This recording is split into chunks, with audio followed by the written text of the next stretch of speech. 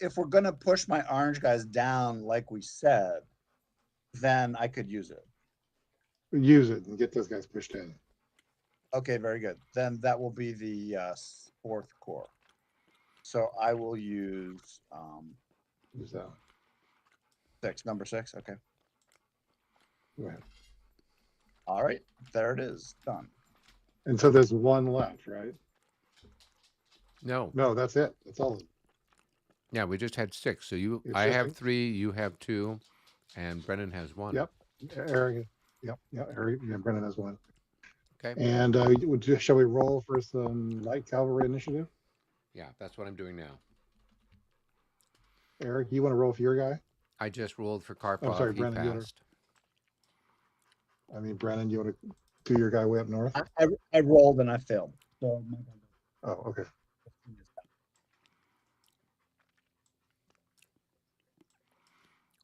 And I don't think I have one to roll. Nope. Unless one of these guys has it.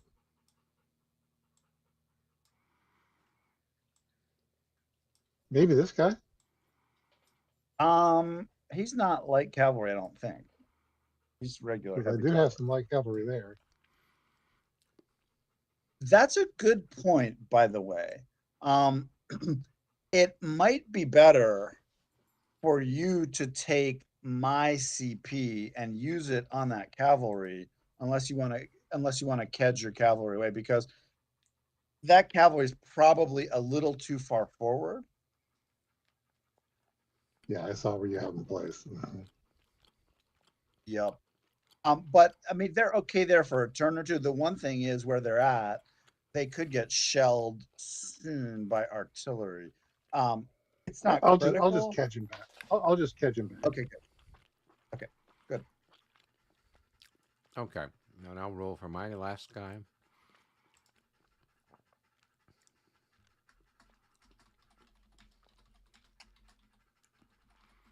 I think Napoleon got frozen again this turn by his Yeah, that's opponent. what it looks like. They rolled an 11. For the second turn in a row. Yeah. No.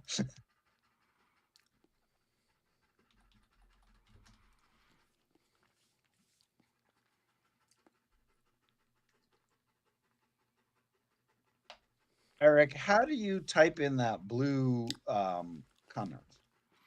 So you can change the color if you go to preferences and you go to chat window. Then you can select what color you want to have and what size you want the thing to pop up as.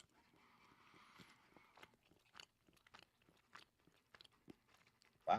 Oh. And then how do you actually type your failed into the window there? Oh, so there's a line underneath. You see where it says Eric von Holmgren failed? There's a line underneath that where there should be like a blinking cursor. If you just click over Mine there, just has a bunch of boxes. and you can go ahead and type. Right? Sweet. That's great. You didn't know that? Nope. Okay. Cool. I thought it was a software error. I had boxes in there.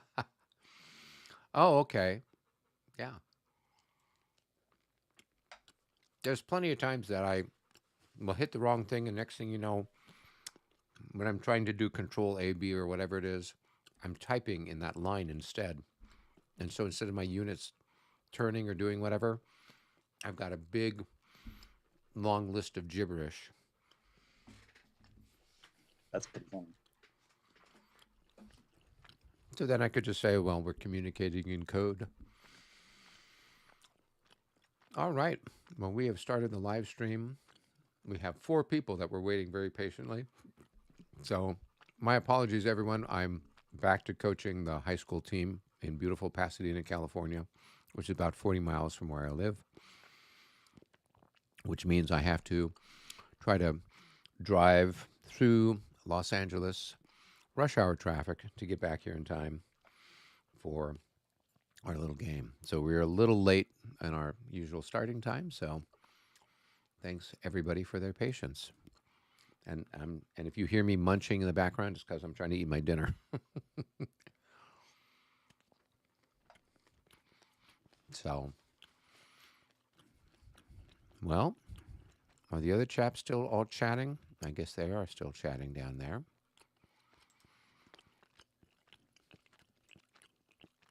I think we have a fair idea what we're going to do.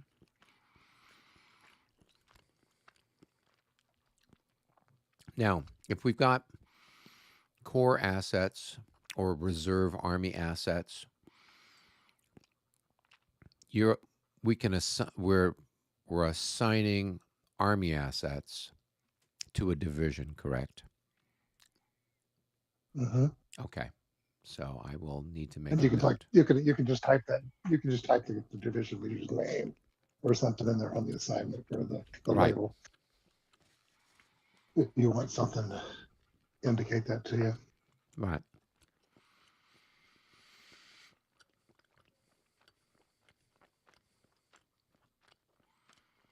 Well, and we got William Arends tuning in from beautiful Kitchener, Ontario, Canada.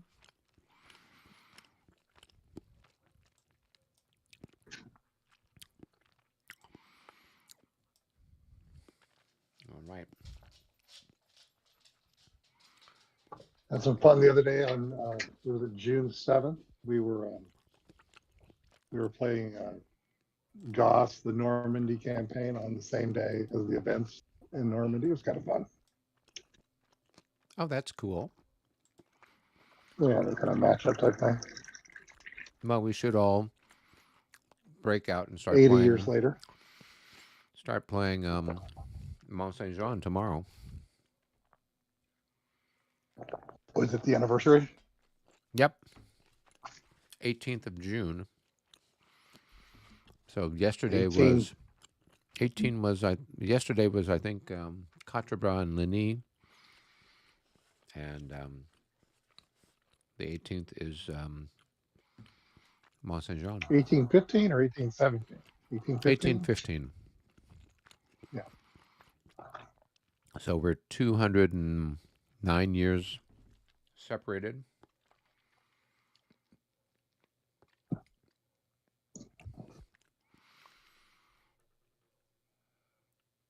Wow. And there are still ugly wars of world conquest going on. How about that? You know, Can't seem to stop. nope. You'd think It's people the would second learn. oldest profession. Yep. Second oldest profession.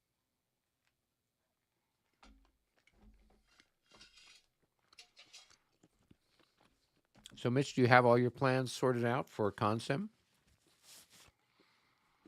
We've got our room. We went with an Airbnb this year, and I got my airline tickets. I've got to actually register the event. I haven't done that, but that's the last thing to do.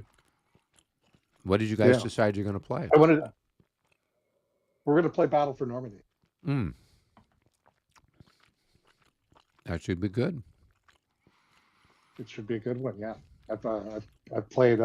See, I'm on my third practice game now, so I'm trying to get up to speed on good tactics, that kind of stuff.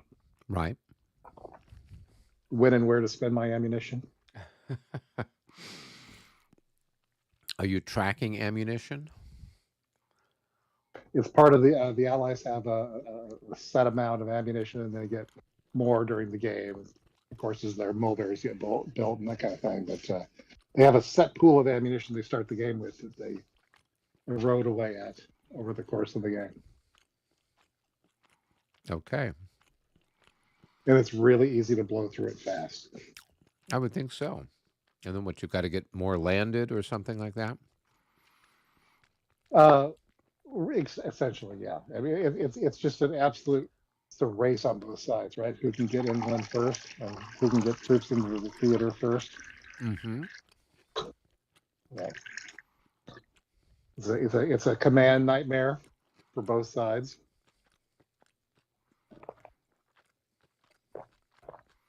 So who all is playing?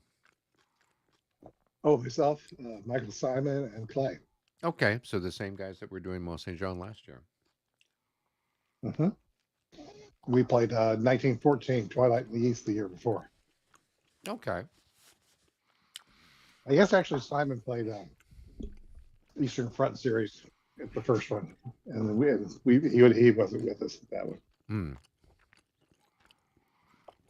That's Barbarossa in 1941. Okay. Army Group Center, Army Group South, Army Group North, that kind of thing. It's a great series if you haven't played it. I have not. I haven't played any If- World if- War if- II if- games in a while.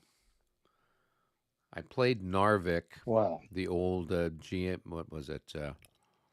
Oh, that has so many errata. Yeah, So much errata. Europa. Yeah, I played that one a while back. Oh no, not Battle for Norway, but Narvik. I'm sorry. I thought I was thinking of a different game. I was thinking about the GFG one. No, this was the old Game I'd like to Designers play Workshop one, I think. Yep, you're right. Mhm. I have Twilight in the East is the only one of that series I have. Or whatever it's called. Cool. Fire in the East, yeah, Fire in the East. All right. Mhm. So was I the only one who got a light cavalry activation? Yes. Mine failed. That's sad. That's Better Platov. now than later. That's true. Yeah, better. This was a good turn to have that happen. So there is what looks like a moo marker up there by him. Is that leftover from last See, I got turn? 1, 2, 3, 4, 5, 6, 7, 8, 9. There's like 10 light cavalry leaders on our team. Right, but if they are within range of their superior officer, then they don't, Then they don't roll. roll. Yeah.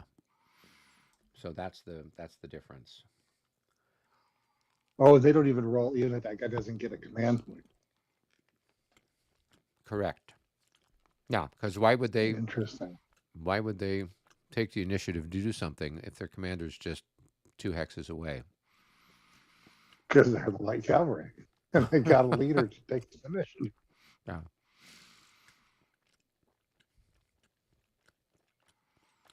All right, so then in the cup we should have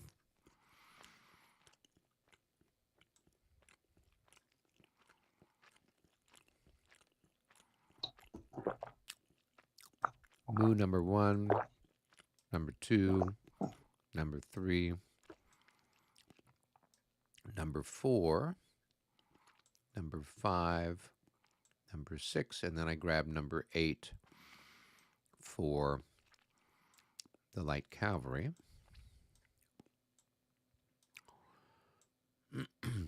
So that just gives us 7 total. Is that correct, gentlemen? Yeah. Okay. Well, it's better than none, but what can you do?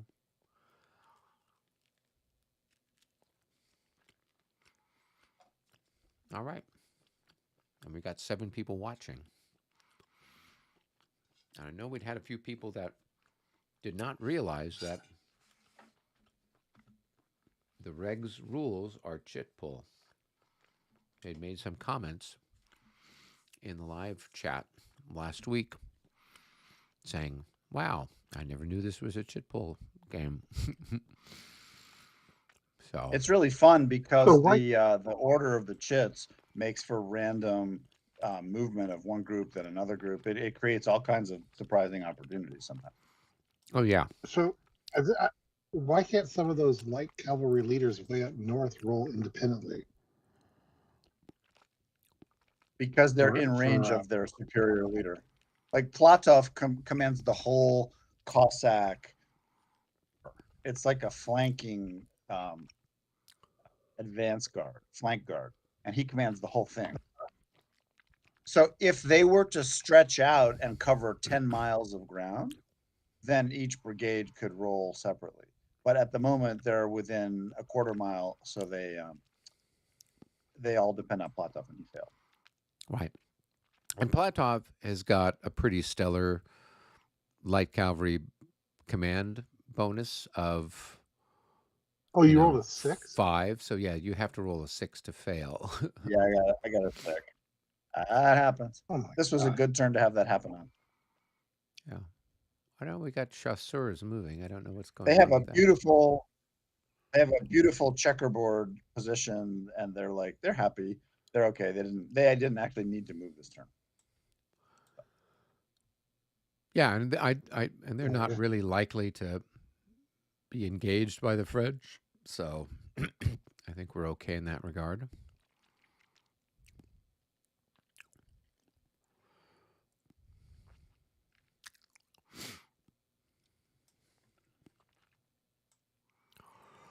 Sounded like somebody popped in. What's that? Sounded like somebody popped in. Nope.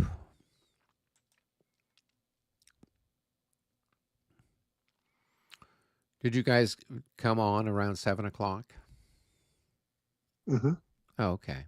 All right. Well, the French have had 40 minutes to chat. Let's poke them and say, come on, guys. There, don't have Hey, it there. guys, are you ready to Almost go? ready. Almost. Oh Eric. my God, you scared me, Eric. Really? Jesus. Came in Okay. really loud. Okay. Well, that's the way, loud and proud. All right. We'll see you guys up here in a minute. Yep, sounds good.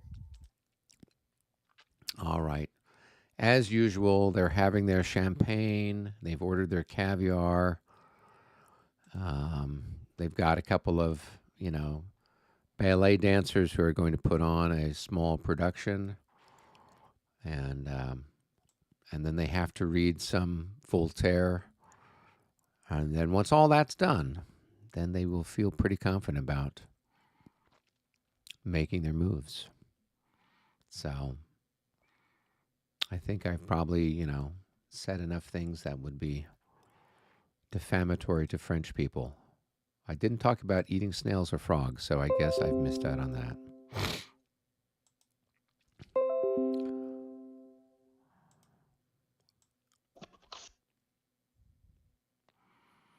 Yeah, I think, I don't know if Robert ever told you or not, but when the first time we played using the Marie Louise rules, we played. All right. So we still got to do our rolls for our light cavalry rolls right now. Oh my gosh. Well, go ahead. Shocked, knock I tell yourselves you. out. Shocked. Shocked. You So, French, you just take your time, your sweet time Yep. with everything. We like to sit there with our cognac and That's what I thought. Waiting for your frog legs to get fried up there. So, I take it you guys are all done then? You Yeah, Russians. we're on to having our exciting. one, two, Let's see here. I gotta try to get. 3, 4, 5, 6. By the way, Napoleon also failed his roll again, and so he's lethargic. Yeah, we saw that you pulled another 11. That's so glorious. That is, if you do one more, then we'll say that he's got to be carried off to the hospital or something. He's a little morbid. Okay. Exactly. Maybe he's not really alive at all. He's just We're just pretending he's Weekend at alive. Bernie's. Yeah, weekend Yeah, at weekend Bernie's. at Bernie's. He'll just wave his hand at you, and you'll all part. Now we know why his hand is That might be more effective, actually. stuck in his jacket. Yeah. That might be more Tie effective. his legs to his horse and whip it and set it off. That's it. All right. So the first one's here for, let's see.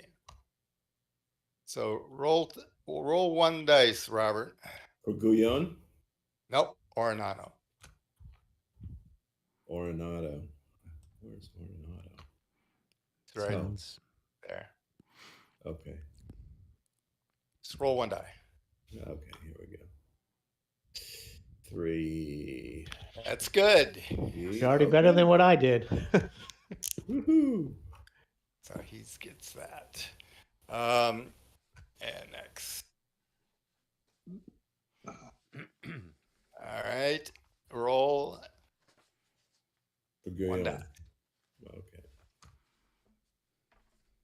Oh, Nope, that's a failure That's anyway you Wah, slice wah, it. wah. Okay. Roll 1. Oh, that's another bad one.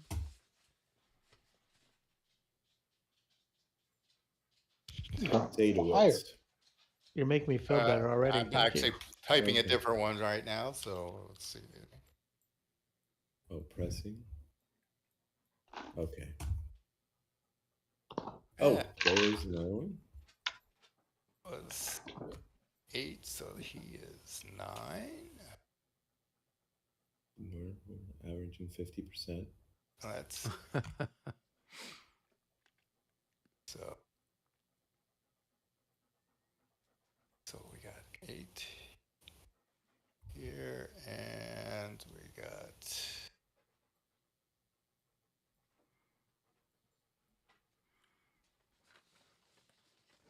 which one was that? That was Bracing.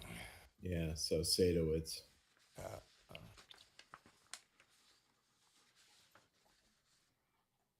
Okay, here we go. No, 4. No, he's a 2. Yeah. I'm getting my things. All right, so 8, and so we got a 9 up there. Where's my extra 9? I don't have an extra 9. There's my extra 9. Okay. This was the early revolutionary period. We'd be just shooting these guys. There you go. There's your that's for pricing. Or which one he is, so put him where he needs to go. Okay. Okay. And then what's next? All right. Next one is, let's see, who do I? Okay, let's do your light cavalry on the road. Let's. Gerard. Yep, Gerard Depardieu. Okay. Nope. He's not doing anything. 2. Gauthrin. He's a 1. Nope. No. And Domineer. Yay. He's a 2. Oh, he does it. He was a 1, but he still did it. No, Doman Gay is a 2. Oh no, he's a 1. I'm sorry. Yeah. So all right. But he did it. He's going to be number 10. Control C. So there's there's your MU for that. Okay. That's all, folks. 10. All right. Now I'm gonna do Joel.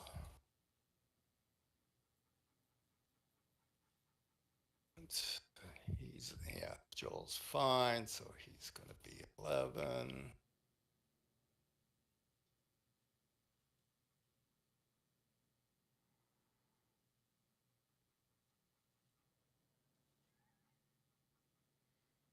Oh, where's the 11? For the cup.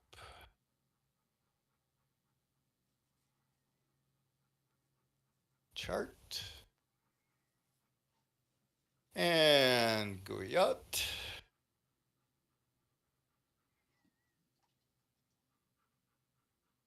Gonna be, he's fine. Gonna be 12.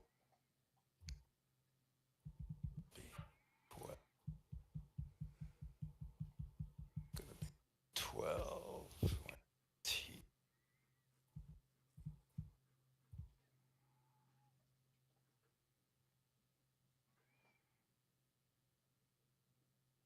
So, Brendan, I don't see anything here where it says that if your, say, divisional light cavalry leader fails his initiative, that his sub commanders couldn't roll and check for their initiative. No, they can't. You have to make a decision, one or the other. So I'm looking at the rules and I don't see that. I believe it is in there. That is a specific one there. I know that's in 5th edition, but I'm looking here on the regs. All right, let's start looking. Control F. And it also might be in the special rules too. Don't forget, Dave is the rules. Because he's Napoleon. Yes. he L'État is the et moi. rules. I read, All right. I just read 8.5 just to be pretty much on point. It says in the first paragraph. Light cavalry leaders attached to a division, corps, or higher formation may not make an initiative check within the command span of their leader.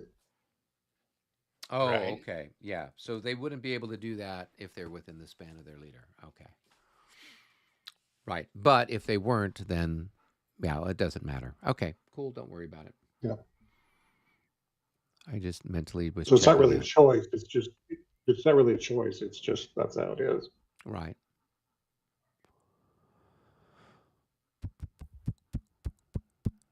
And But that's that's actually slightly different than what he's talking about there. Let's see, do I have any more to roll for? I think that may be it on the cavalry rolls. Yep. That should be it on the cavalry rolls. All right. All right. So, Robert, Yes. this is for your 14th division. This is Okay. for your Italians. Okay. So I'll put the 14. No has 7. So the Italians will be. Put them on the top, That should and be then this the one. one is There's for the bottom. no. And 6. No. 7. This is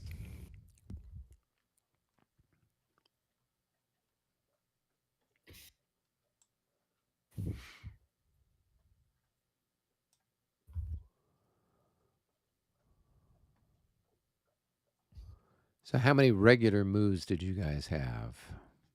7. Okay, so even with Napoleon out to lunch. Yeah. Normally we get 8 with Napoleon. We'll have 9 when Poniatowski comes on.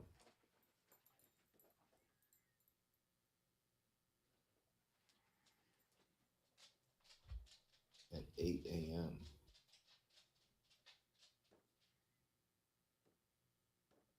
All right. What did you guys roll for your? Only one of our light cavalry managed to get initiative. Everybody else was taking up powder this turn. And what did you roll for your We rolled like a strength? 53 for the command point thing. So it just gives us one command point. Okay.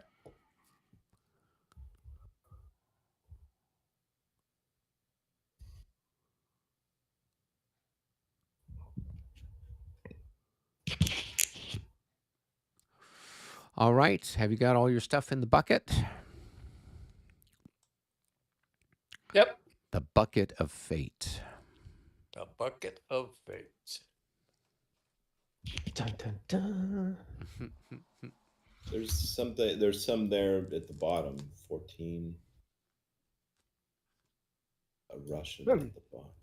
Okay. Yeah. Where are the moves for the Russians in this one? Let's see. What do we got here? We've dropped them all in the cup already. Yeah, but where are they on the map? Oh. Who's what doing what? So we've got So Oh, we've wait, got gotcha. a command point for Karpov with the Cossacks in the southeast. We've got a command point on the Moscow militia and on the 3rd Division. We have a corps activation over here on the 8th Corps. And then we move towards where Mitch is. And it looks like Mitch has got I think this is what, a corps activation here with Doktorov. And a core activation. Well, I'm not sure what Lavrov is doing. There's a marker on him, if that's a division 1 or whatnot. And then there is a activation up here by Tolstoy. That's one of Brennan. So I'm not sure if that's a corps or division. Yep. Should be a core. Yeah. So that's what's up. And then Okay. what have you guys got? Where are your primary? All right. Well, you ones? saw you see the cavalry ones are out there on the little one. We've got a division on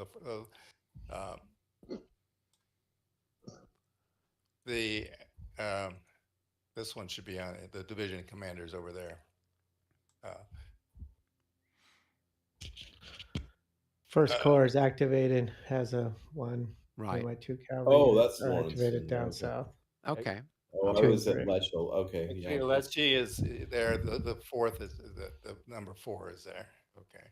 Okay. He's underneath. And so then there's two divisions with the Italians that are active. The 8th Corps has a move down here near Napoleon. Okay. And Ney has a corps activation for the 3rd Corps there. Okay. So that's 1, 2, 3, 4, 5, 6, 7. Okay. Cool. That's them. Yep. All right. Exciting stuff. So now, if you got everything in the cup, we can go ahead and give it a good toss and pull stuff out. Shake that cup up. Give it a good shake. So, you want me? So, who's going to pull? Why don't you go ahead and pull first, David? All right, I'll pull. Okay, there you go. Right. Devu. Devu, moo number 1. Oh, you guys are making me pay attention early. Yeah. Yep. Can't have you fall asleep. I shall activate First Corps and start with Dassault's division. Desax, I don't know how to pronounce it. Decide. The fourth division, I guess. Yep. I see them. He is right here. Yep. And we are going to move the leader first. Sure. Okay, so I'm going to Move him to there. I'm going to put another one on deck. So we've got the Russian move 4 is on deck. That's a core 4, activation. 6, 2, 4. I think that's all in his division. Let me look. There might be artillery. All right, so yeah, so you can go ahead, Mitch, because He he's got this 1 artillery here. I think that's part of the 4th. Those horse guns. A 4-7 and a 4-5. 4-7, 4-5. Yep. So he's gonna go 1, 2, i.e. 5, 10. And the 4-7 is out of command. Yeah. Yep. So now I will move.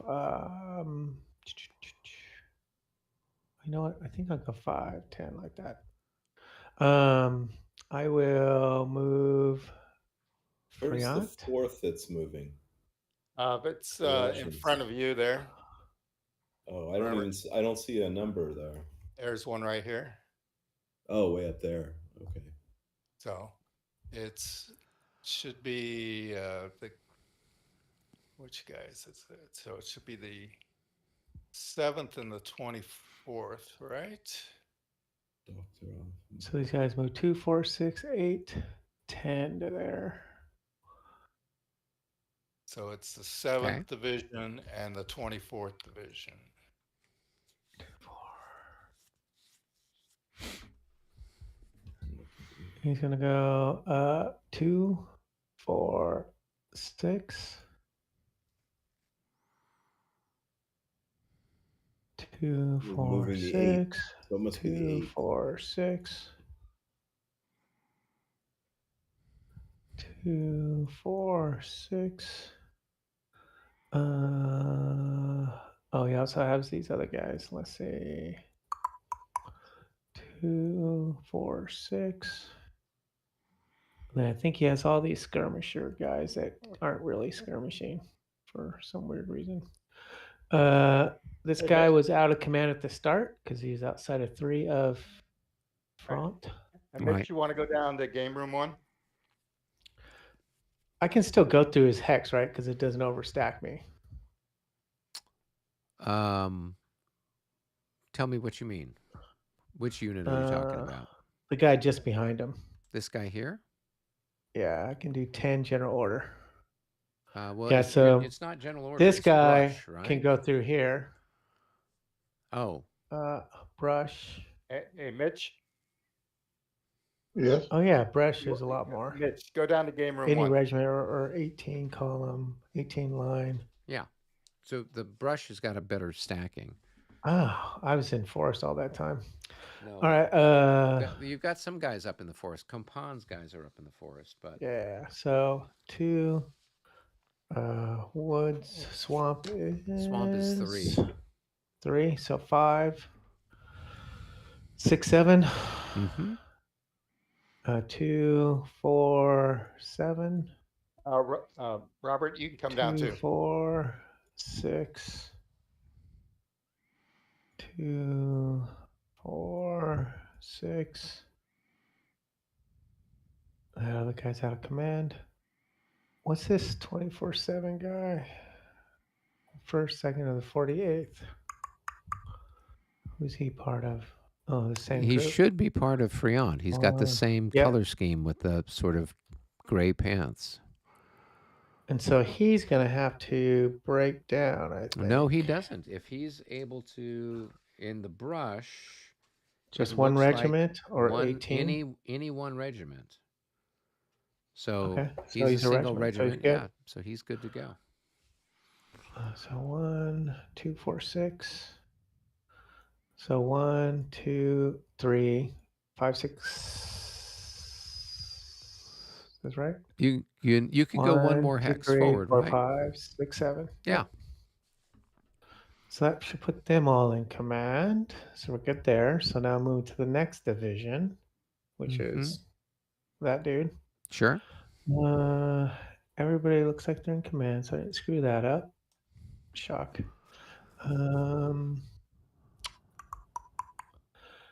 Force we said is 3, 3, 6, 3, 6, 3, 6. I have to go up a hill. I don't think that costs up a slope. Yeah, I think going up a slope, a gentle slope is nothing for infantry. It's +1 for cavalry, though. 3, 3, 6. What are these guys doing? 4, 9. So 10 points. So we'll go 3, 6, 3, 6. Why are these guys facing that way? 3, 6.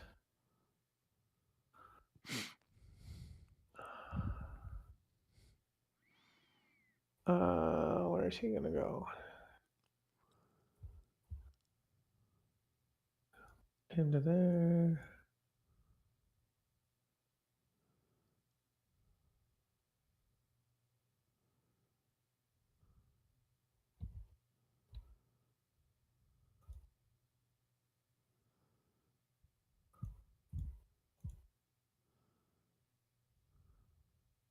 Six.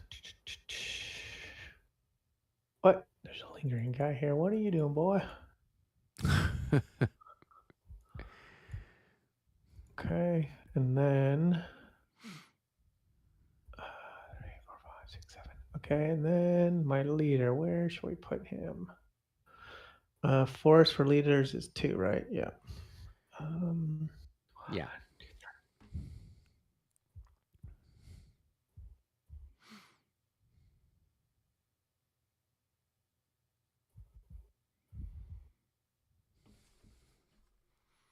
I mean, you could put him like So I'm right gonna go here. 1, 2, 3, 4, 5, 6, 7, 8, 9.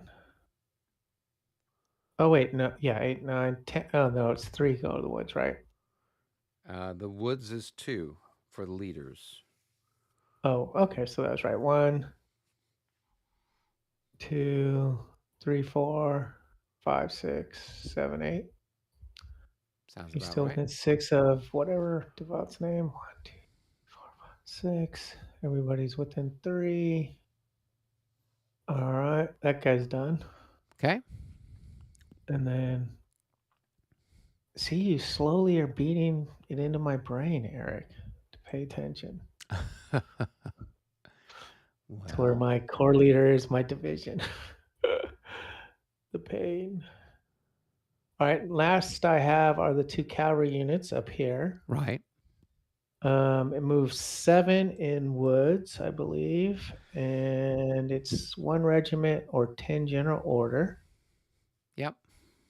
So I'll go 7, 14. Okay, 14. No, it's actually 7, more than that because 14. you got to go down a slope and up a Oh, slope, all right? right, good point. Let's go back. Yeah. Good point. So Let me I look at think, slopes. yeah. So slopes down are +2 for cavalry, and slopes up are +1. Okay, So it's down going to 1, be down 9 2. to go there, and then. So we're gonna go 1, let's see. 7 to there, right? So Oh 9. no, So it's going from here down to would be there 8. is 9. 8 downslope is +2 or It's +1? +2. Yeah, going down slope for cavalry is +2. Going up is +1. Oh, So it's 9 for them to go so there. 9 to there. Yeah. Yeah. Who thought about going in the woods? This is a terrible idea. All right. So I'm gonna. Can I turn around? Yeah, I mean you can change. So I can go this way and just start going around. Yeah. Say, It you doesn't guys are all it idiots. doesn't cost you anything to change facing during the Okay. movement phase. So that'd be 2 then to there. Yep. Well, it's +2, so it's 3 to go Oh, there. 3 Yeah. there. 3, 4, 5, 6. And then the brush is There's 4, +4. 6, 10, 14 gets 14. him there. Yep. That feels better to me. 1, Yeah. 2, 3, 4. 4 plus 4, 8. I'm gonna get in the way of that 12. artillery, but whatever. We'll go to there. Do I have to be in general order? Or can I be in line? I think I can You're be in line. not in general order. The brush is line, column, or square, or All right, skirmish. good. So it's considered sort of clear. 4, 5.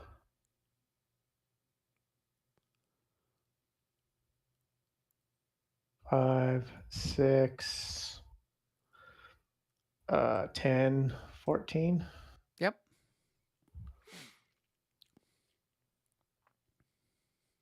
All right, I think I'm done.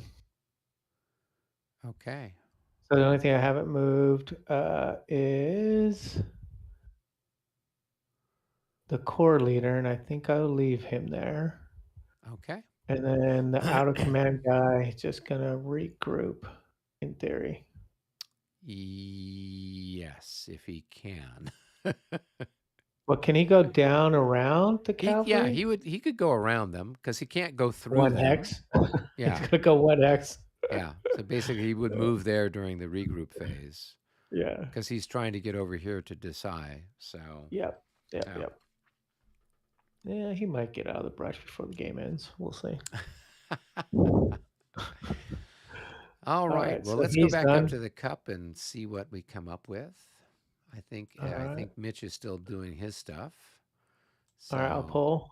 So number 2 of the number Russians. 2, Russian number 2. That's not one of mine. That's another one of Mitch's, I think. Yeah, it is. It's Lavrov. So let's pull another one and see what we come up with. You sure? Sure. I can't get any worse. Yeah, sure. It's one of the guys that's watching Mitch. Yeah. Oh, so this is number 4. Yeah, it's not All me. right. That's not you. No, sorry. That's okay. That's I'm this 2 is and probably 3. one of Robert's guys then. Yeah. Okay, we'll go down there and tell him what's going on.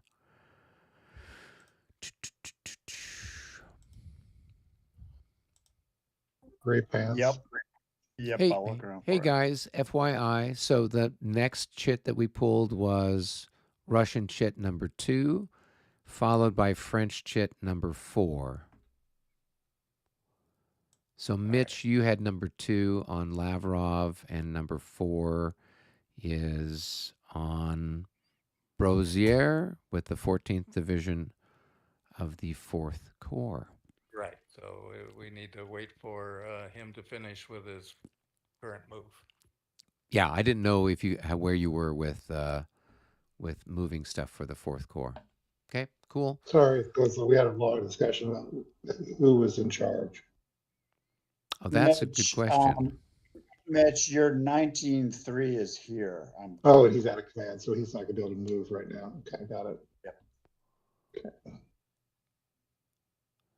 Well, Rick and I are just going to keep pulling chits until we get one that's ours. Okay. All right. Should we go back up then to the lobby?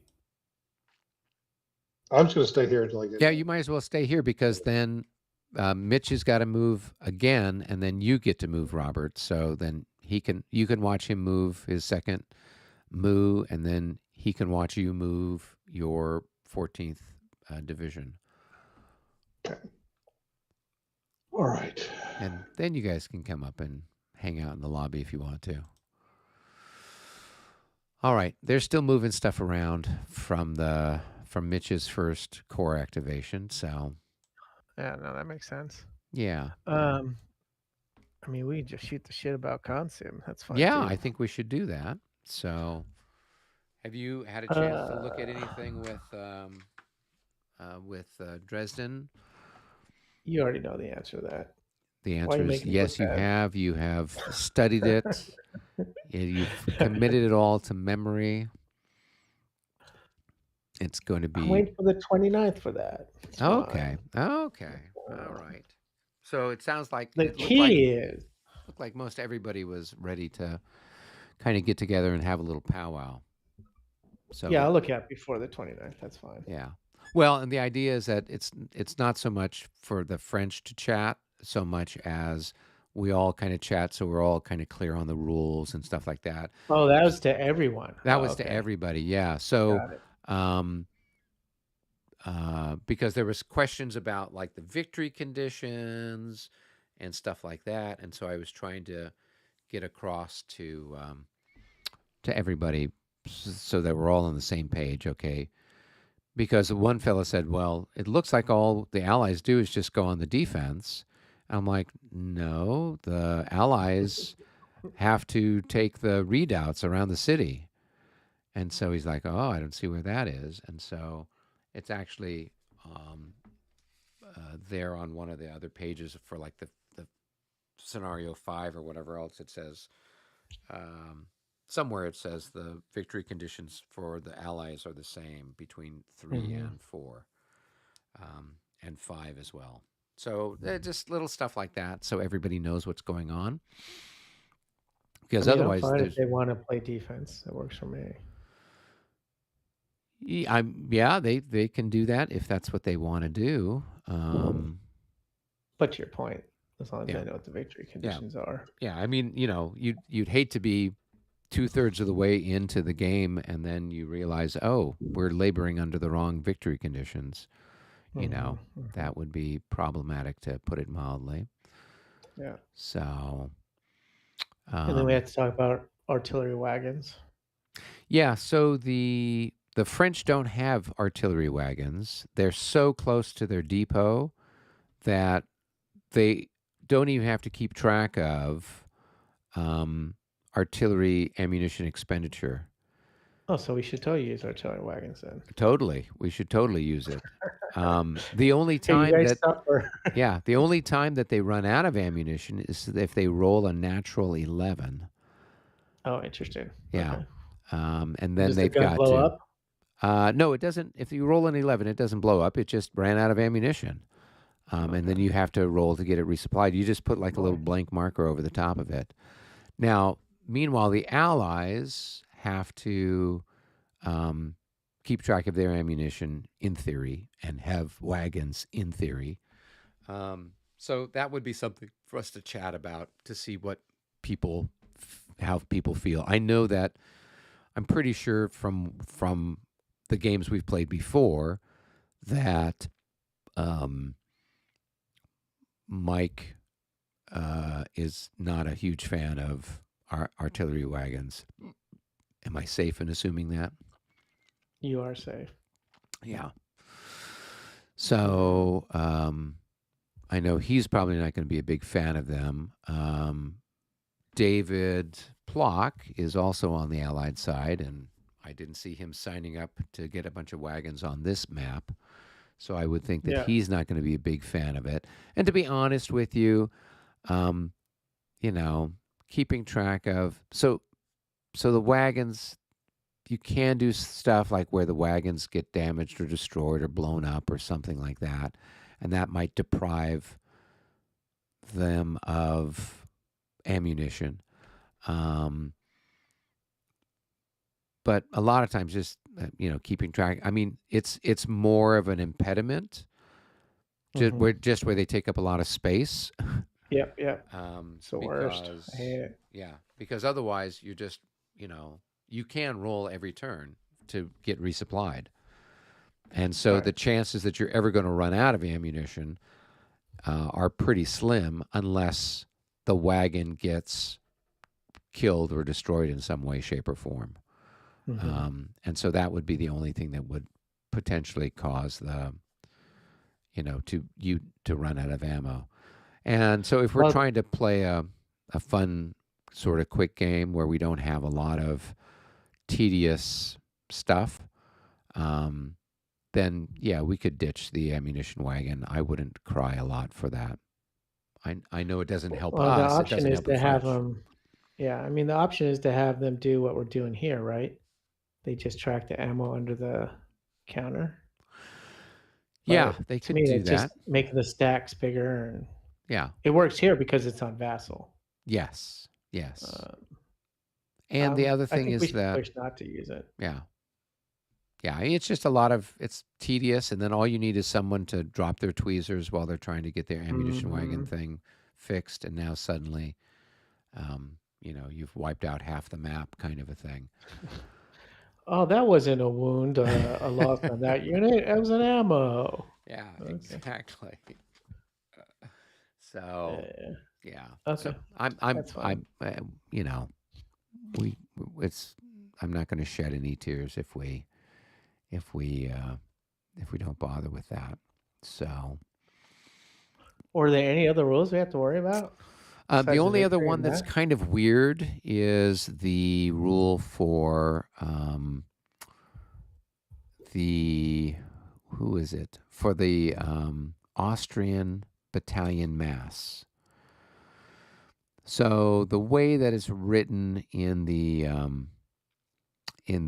scenario booklet, it's not terribly clear how some of the stuff works. And so we ran into this problem when we were doing stuff with Dresden a few years ago when we played it online. And even when I took over for Ed and we were playing some there at Gettysburg, some of the stuff that was happening with the battalion mass is a little. It's not entirely clear how things behave.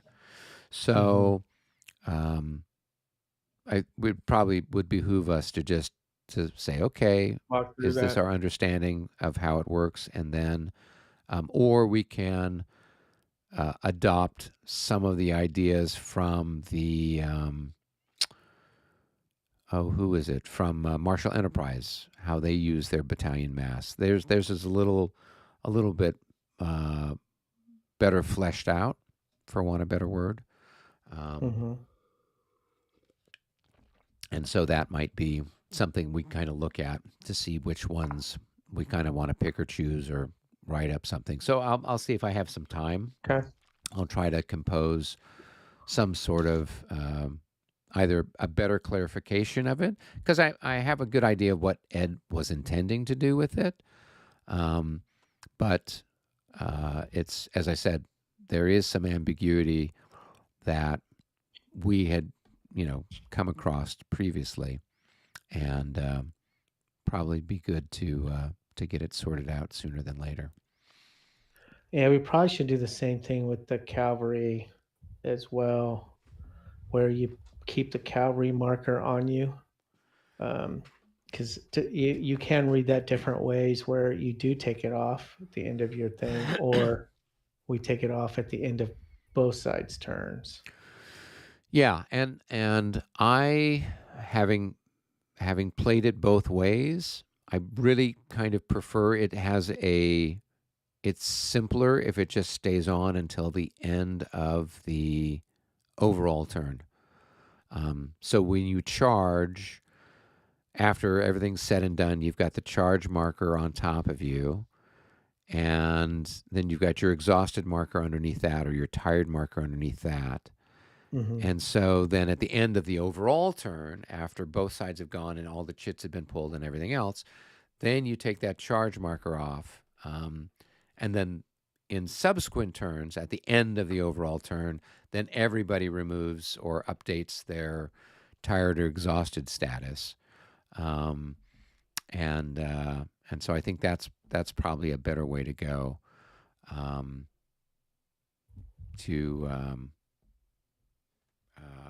Just to keep things clear. Otherwise, yeah, it gets pretty funky when you charged, say the allies get the second activation, they charge and do stuff, and then they get the first activation in the next turn, and suddenly all their stuff is refreshed. And you're like, okay. And the same thing would happen with the French kind of thing, where somebody kind of gets a jump if they get 2 activations in a row. Suddenly now all other stuff is fresh, and your stuff is still all exhausted. So I think it's just more fair to do it all at the same time. Yeah, I was just thinking it's more, for me, it's more of the, I do my fun charge and then I'm invulnerable. Yeah. Well, and that's the... Seems weird. Yeah, and it was an interesting idea that Ed has, where you kind of have that, for want of a better word, that bubble over your cavalry, and that can be something where it can carry on for a while. So say you got the first chit pull, and you did a charge, and now you guys are under the bubble. The allies get their thing. They can't do anything to that cavalry because it's still under the bubble. Then the next turn, the allies draw their chit pull first, and they still can't do anything to that cavalry. I mean, it's just like it is a little funky that way. Well, and in theory, you can use multiple units. Say if you do 3 or 4 charges and keep them relatively close, in theory, you can make a wall that nobody can go through. Yeah, which is really gamey. 3 or 4 hexes. Yeah. Well, I mean, look who you're talking to. Come on. Come on. I don't think it's as bad as that, Rick. So. Well, I think of, like, let's say you do a grand charge you now Mhm. have a huge swath of an impregnable wall that you can now move your stuff up to, and nobody can do anything about it, Yeah. nor can they get to it. And then next turn, if I go first, oh my gosh, Yeah. Then it's it's nasty. still there. Yeah. Yeah. But I haven't seen it like that. I've seen a couple with playing with you where you're like, okay, I'm kind of vulnerable. That kind of sucks. Yeah. But it didn't seem exploitive. It made some oddities, but it seemed to work out. Yeah, and that's So why I I mean can go either way. in theory you could play it either way. Um, where we felt it more when we were playing with Dresden is where Mhm. the scenario we were playing, the French had Pujol out there basically covering their entire right wing, and his little light cavalry was trying to fend off everybody. And Mhm. so you'd get these weird situations where, he reaction charges or he does something like this, and then the Allies get two draws in a row kind of a thing. And now Mhm. the French are still exhausted, and now the Allies are all fresh and they've got all this stuff. So it was Yeah, just kind yeah, of like, yeah. wait, that's kind of bogus. Yeah, yeah. See that So too. if everyone kind of Mm. has cavalry parity, it's not as noticeable a situation. But if not, if that's not the case, then yeah, it's a bit of a pickle for people. So Yeah, I thought we had a decent parity in Mont Saint Jean, so I didn't. That's what I'm saying. I don't remember it being an issue. yeah, no, at Mont Saint Jean, I mean, at one point in time, it starts to tip in the Allies' favor once all those Prussian reinforcements come in. Mhm. But for the better part of the battle, the French and the Allies have parity. The French have got a slight advantage in the sort of in the earlier part of the engagement, but then once the Prussians start to materialize, then it becomes a different story. Yeah, yeah. I was hoping Hawkins would be more aggressive with his cavalry on that left flank with you. Yeah, But you shell shocked him. He wouldn't do anything. yeah. Well, he finally started to do some stuff there towards the tail end. Um, Yes. but by then, it was a case of, I would say, what? Um, You just had too much at that point yeah, in positions to support each other yeah. that It would have you been didn't tough to bring. kind of to dislodge the Allies from over Yeah, there. yeah, yeah, yeah. Um, and the terrain really is more favorable for the Allies. I mean, they can't hold Hougoumont.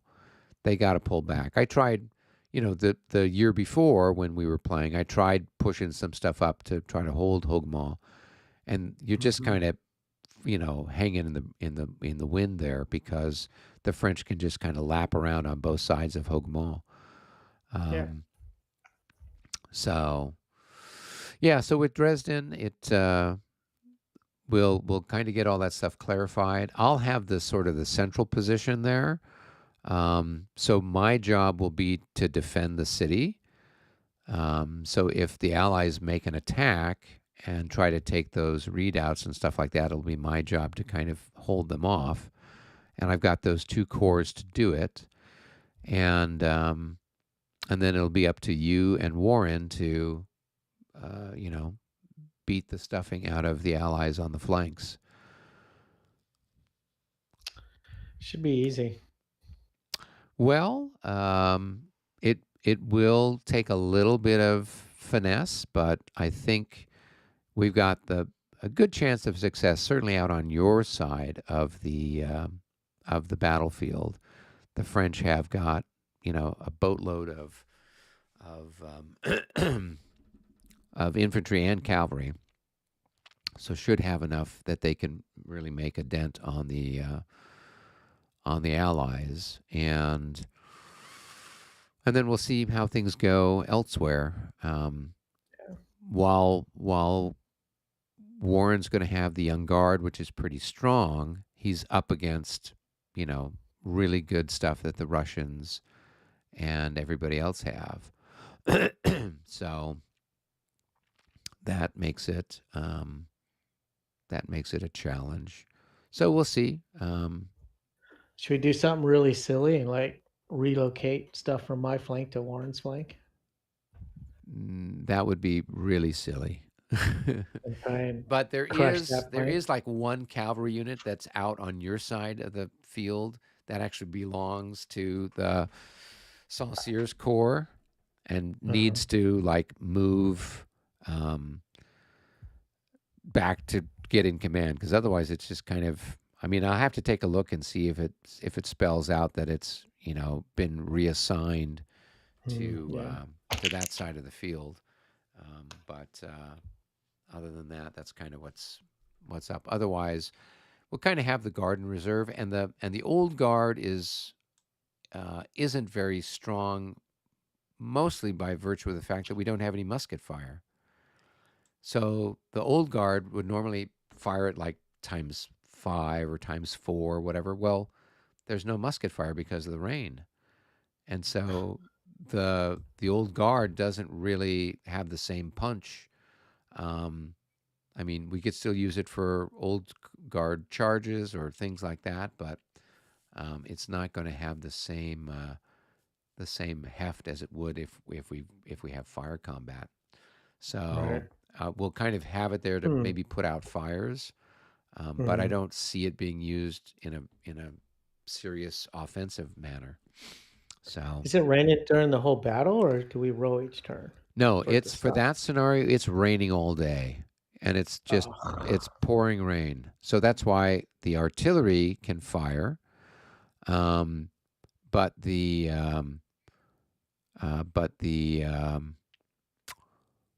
infantry can't. And for the Allies, their guns are stuck in the mud, so they can hardly move their stuff. While the French, Napoleon double teamed all the artillery, so he's got twice as many horses pulling everything. So that's why the French can move their guns around without any penalty. And so that's the advantage for the French in that situation. So I don't know what's going on. So you're basically here. going to let me do lots of charges and assaults. And Yeah, in a word. All right. Yeah. I'm So in. if I were you, I would read up on your stuff regarding regarding the terrain and stuff like that. So you have a good sense of, okay, this can attack in this terrain, that can attack in that terrain, kind of a thing. Yep. It'll be fun. I envision they will surrender on Tuesday. You think so? Yeah, I'll have them crushed by then. I know it's fine. Well, there you go. Well, if you can pull it off like you did there at Jena, then another 66. That's just too bad. Yeah. That's weird. How did that happen twice in a row? Yeah.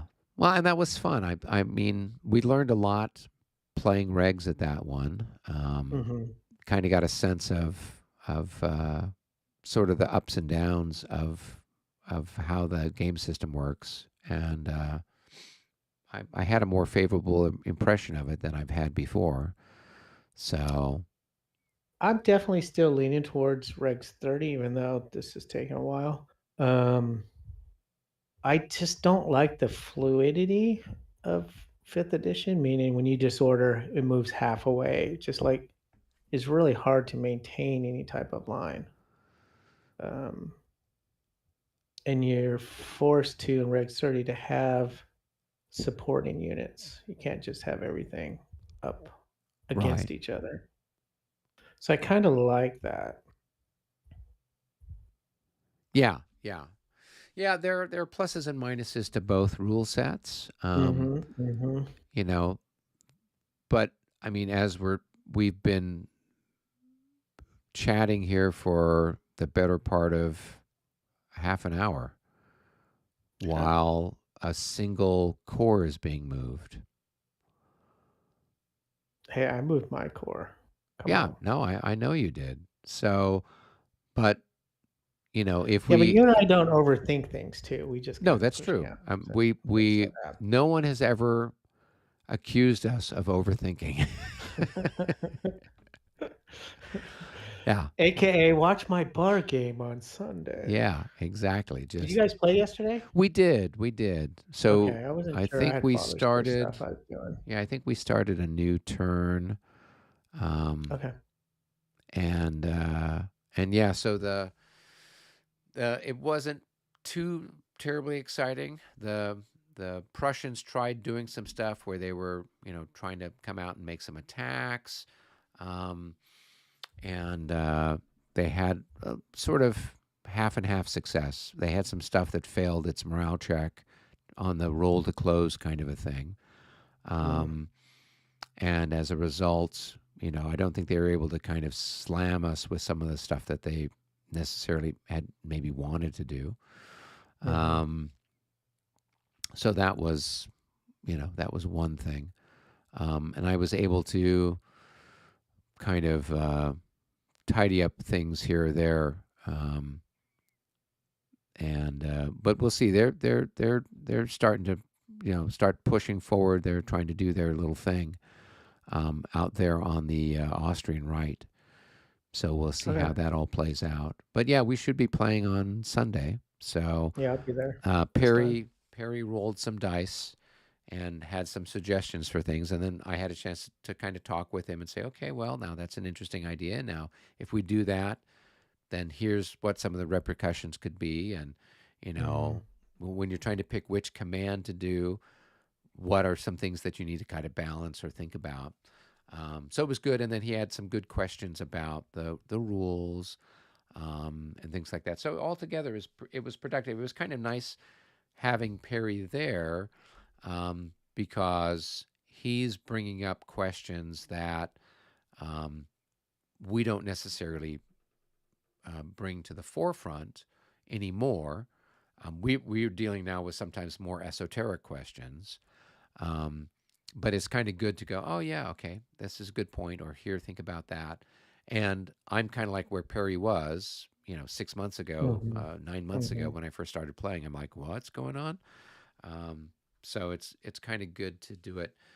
And I think presenting it that way then makes it easier for a someone who's tuning in and watching the game to kind of follow what's happening and to learn from the process. Yeah, for sure. Yeah. Yeah, I mean, once we get through Con Sim, then I'll actually read the bar rules. I'm like, I got too many rules to read. Yeah, well, and that's my challenge. Although on the bright side, I'm not playing any Premiere stuff for a while, but probably sometime in August when my schedule settles back down again. I don't know. We may still do a little bit of play testing, but by that point in time, the guys should have everything kind of ironed out for Eggmole. So I don't know that I'll have to do much with that. So I'm just kind of focusing on. I got to brush up on 5th edition. And get that done. And then I got this new game from Sound of Drums that's the ALAU game. And so that one is, I've been trying to go through and do some playing with that and getting a sense of how the combat and movement and all that jazz works. So yeah, I'm on the fence. I'll wait till you kind of. Yeah, I've got to probably on Wednesday. I'll film a video with my initial impressions of the game. Okay. It's certainly a nice looking game. It certainly plays very fast, but it's not. It's not the. It has a few other sort of hitches to it.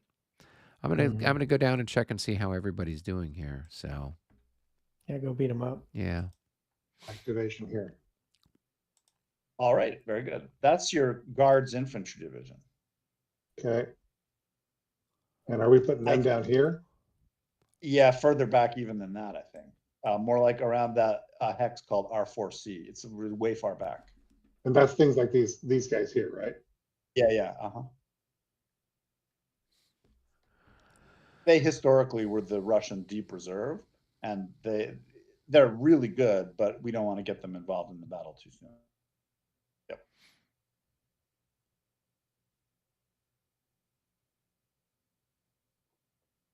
And then they have brigades. You want to get the brigades carefully arranged, and you want them to be in a checkerboard, not adjacent to each other. You definitely want those gaps between the units. Oh, even all the way back here. Yeah. You always have a checkerboard. You never do not have a checkerboard. It's always a checkerboard. Right. Because units are going to rout, and they need space, and cavalry and artillery need to move up, and they need space also. And then let's just make sure we're got the brigades properly organized. I think Preobrazhensky and Semyonovsky regiments are the first brigade, because they were like historically they belong together. Yeah. So this regiment here and this regiment here belong together. And this one belong together. So this guy does it matter? Yeah, it does, because their commanders are different. Oh, okay. We'll put it here. Yep. And now we don't have a checkerboard anymore. So let's get the checkerboard back. A good example of that is, there you go. That's better. That's much better. Yep. That's Lithuanian, and I think it's brigaded with Miles, probably. Yeah. Okay. Okay. Any of this lifeguard cannon? Yeah, they should. Well, there's light guns and heavy guns. These are so heavy. The first thing there, yeah, the heavies are going to Heavy. roll forward to make a grand battery, but we still need a checkerboard for the guard infantry. Well, then I have to take the road. You want me on the road or not? Yeah, better to have a road and a checkerboard than not. Okay. The other thing you could do, that's better that way. Now the artillery you probably want rear-ish, maybe, although it's going to be a division commander. So the artillery there, you won't be using it, so it's just occupying space. This might be a better spot for it. What about these three? Yeah. Right. Now see how it's starting to get clarity? This battery here belongs here. Okay, so move the 2-6 out. That's right. And this 2-6 can go back here. Or that's good. Yeah, or here. Yep. Okay. Then Paul, this one here. This one here. Paul's gonna go. That's good. Yep. And that's where Flip it. the other artillery. Go ahead. Flip it. Yeah. Because they're starting to roll into action. And I'm gonna just reclaim Benix in here because he'll go. Okay, sure. I don't mean to take your guys. That's all right. We're just gonna try to get everybody in command. Okay. Now that's starting to form up as a grand battery, which is very nice. Okay. This horse artillery could fade back here, because you won't need it yet. And then this hex is where the other heavy already goes. Exactly. Now we have a very nice grand battery, and it needs to be command. Well, wait a minute. What's going on here? Yeah, that's right. That's good. Yeah. Okay.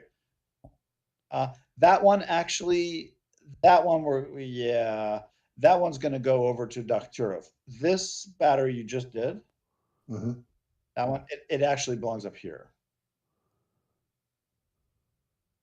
Okay. Because his other battery that belongs to the core is over here. I can't unlimber it if I set it up there, though.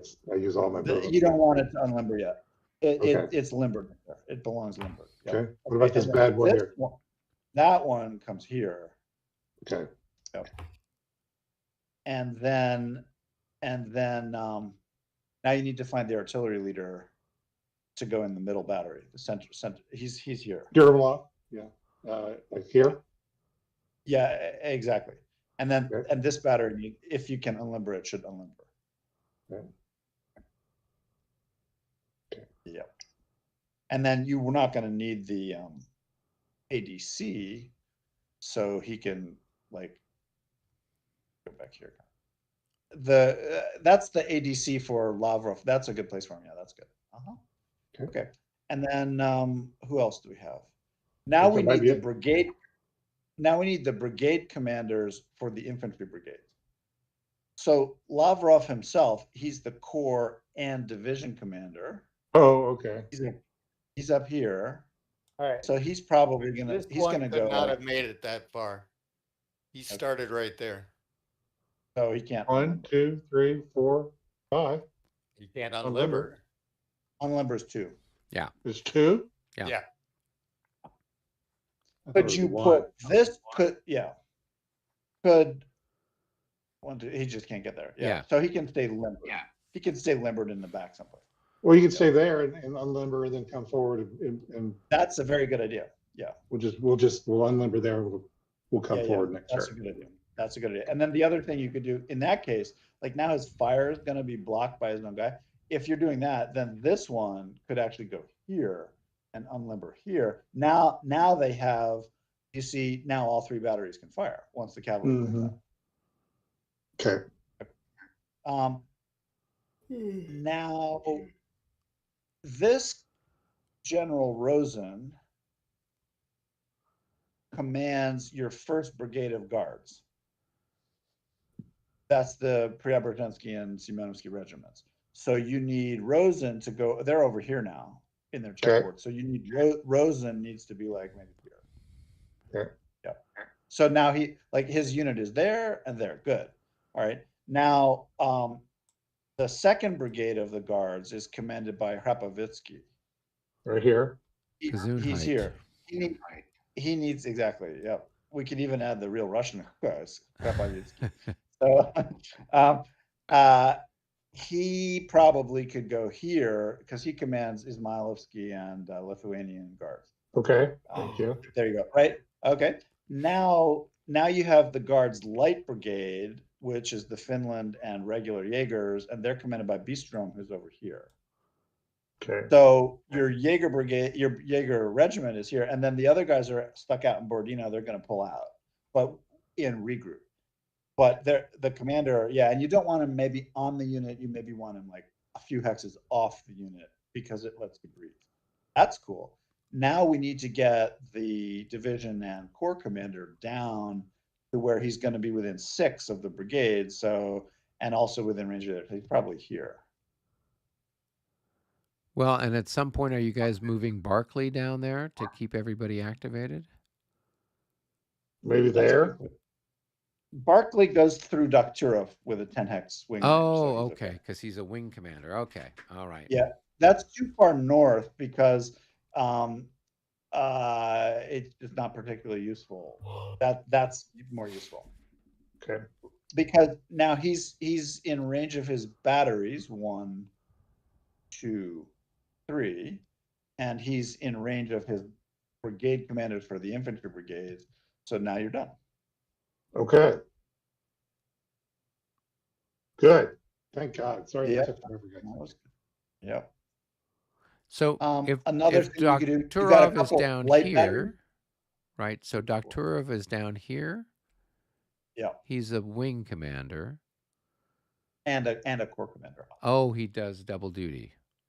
So, Yeah, but he's got 2 then does he need to be still within 10 of Barclay? Who's right here? Oh, This okay. south. Barclay's up there. Okay. All right. No, you're fine. I thought Barclay was still up here and then up there by Kutuzov or whatever. Okay. All right. So now I'm going to move. So that was your MU2. That was So what's mood number happening? 2. Yeah. what you can see, Mitch, is you're starting to get, instead of having these big solid blocks of units getting in each other's way, it's starting to get a checkerboard to breathe in. Oh yeah, the reason I got in that big block is I had to catch up, and everything just forms into a blob when you do that. Exactly. Yep. Now what you've got is the guard infantry is fading back to deep reserve, and the 7th Division is filtering cross front. It's going to go into the ravine behind the redoubt, and it's going to feed the redoubt as the redoubt gets chewed. And you've got your 24th Division holding Borodino Village. This is good now, right? Thank you. And Appreciate it. you've also got a grand battery. One of the main grand batteries has formed. It's not in ideal position, but it's formed. That's Yermolov's battery. And then Euler's battery is one turn away. Now we just have to screen it with cavalry and we'll be good. Okay. But it's already pretty well screened. Yep. I guess we'll go back to the lobby. Good stuff. Yep. Well, that's if we're not already all here. I guess Oh, that's Rick fine. was hanging out on We're his here. own. All right. Lobby it is. There we go.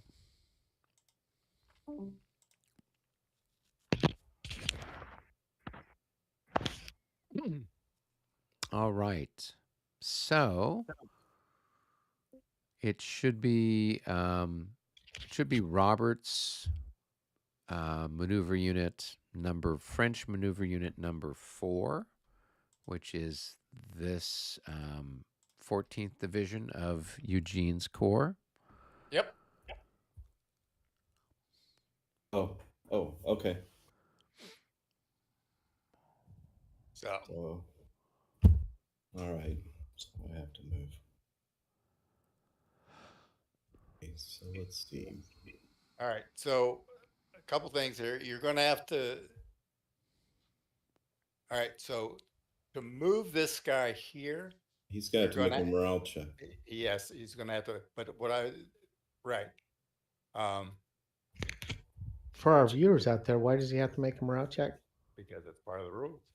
If you're Because in, I'm leaving a zone of control Zone of influence. Okay. or whatever. You could just form line, like change formation in the hex, and then you wouldn't need them. If I change formation in the hex, then I get shot at too. Yes, but you won't have to make a morale check for moving out.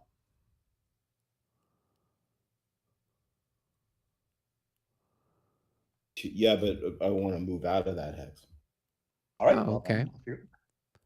then Then you're gonna change formation unless you're moving in square to. I mean, you're still gonna get shot twice, right? For changing formation and then for moving out. Yeah. Yeah. you don't have to change formation to move out. No, the square pulls out like across the stream. Square could hustle across the stream and be clear. Oh, okay. I'm sorry. I'm used to a square just being able to move one movement point. So in this rule set, they can move multiple movement points? It's just Yep, I plus think one it's 2 per per. hex. Plus 1 per hex. Oh, okay. Yeah, but I can't move from. Well, I could move behind the Jaegers. But Yeah, the Jaegers don't have a zone of control where the track begins up the hill. Right. So you could go there. Yep. That would cost you like I don't 4 even know movement what. points. Let's see. Going It costs you across the 4. Kalachau, it's going to be plus 2. So it's going to cost you 3 points to go there, plus another one since you're in squares. So it's going to cost you 4 points. Yeah, but do I want to do that? Dave, you wanted to open up the corridor for Yep. the Grand Battery, so moving there wouldn't do that. You could go up into the orchard. Do you want to move to the orchard? No, I can't though, because you it would can't, be zone control. from one zone to another. So Yeah, zone control. I couldn't do that. So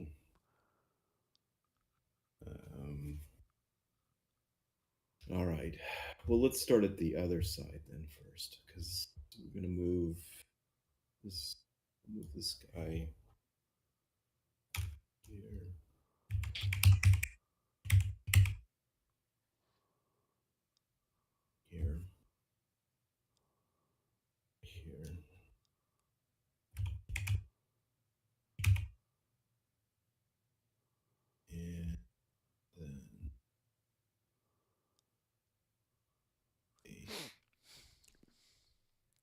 Bob, in the swamp, you're probably in general order, not line.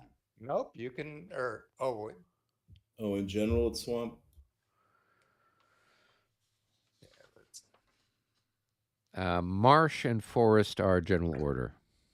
Oh, okay. So he would be in general. Okay. but you don't want them, you want them in this one, probably. Well, I was going to move one of the other 14s over there from the road. But you don't want him out here. Why not? He's blocking. Remember the artillery shooting over him.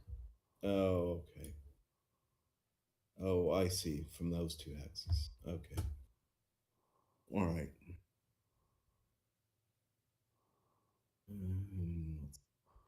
What else? So I could.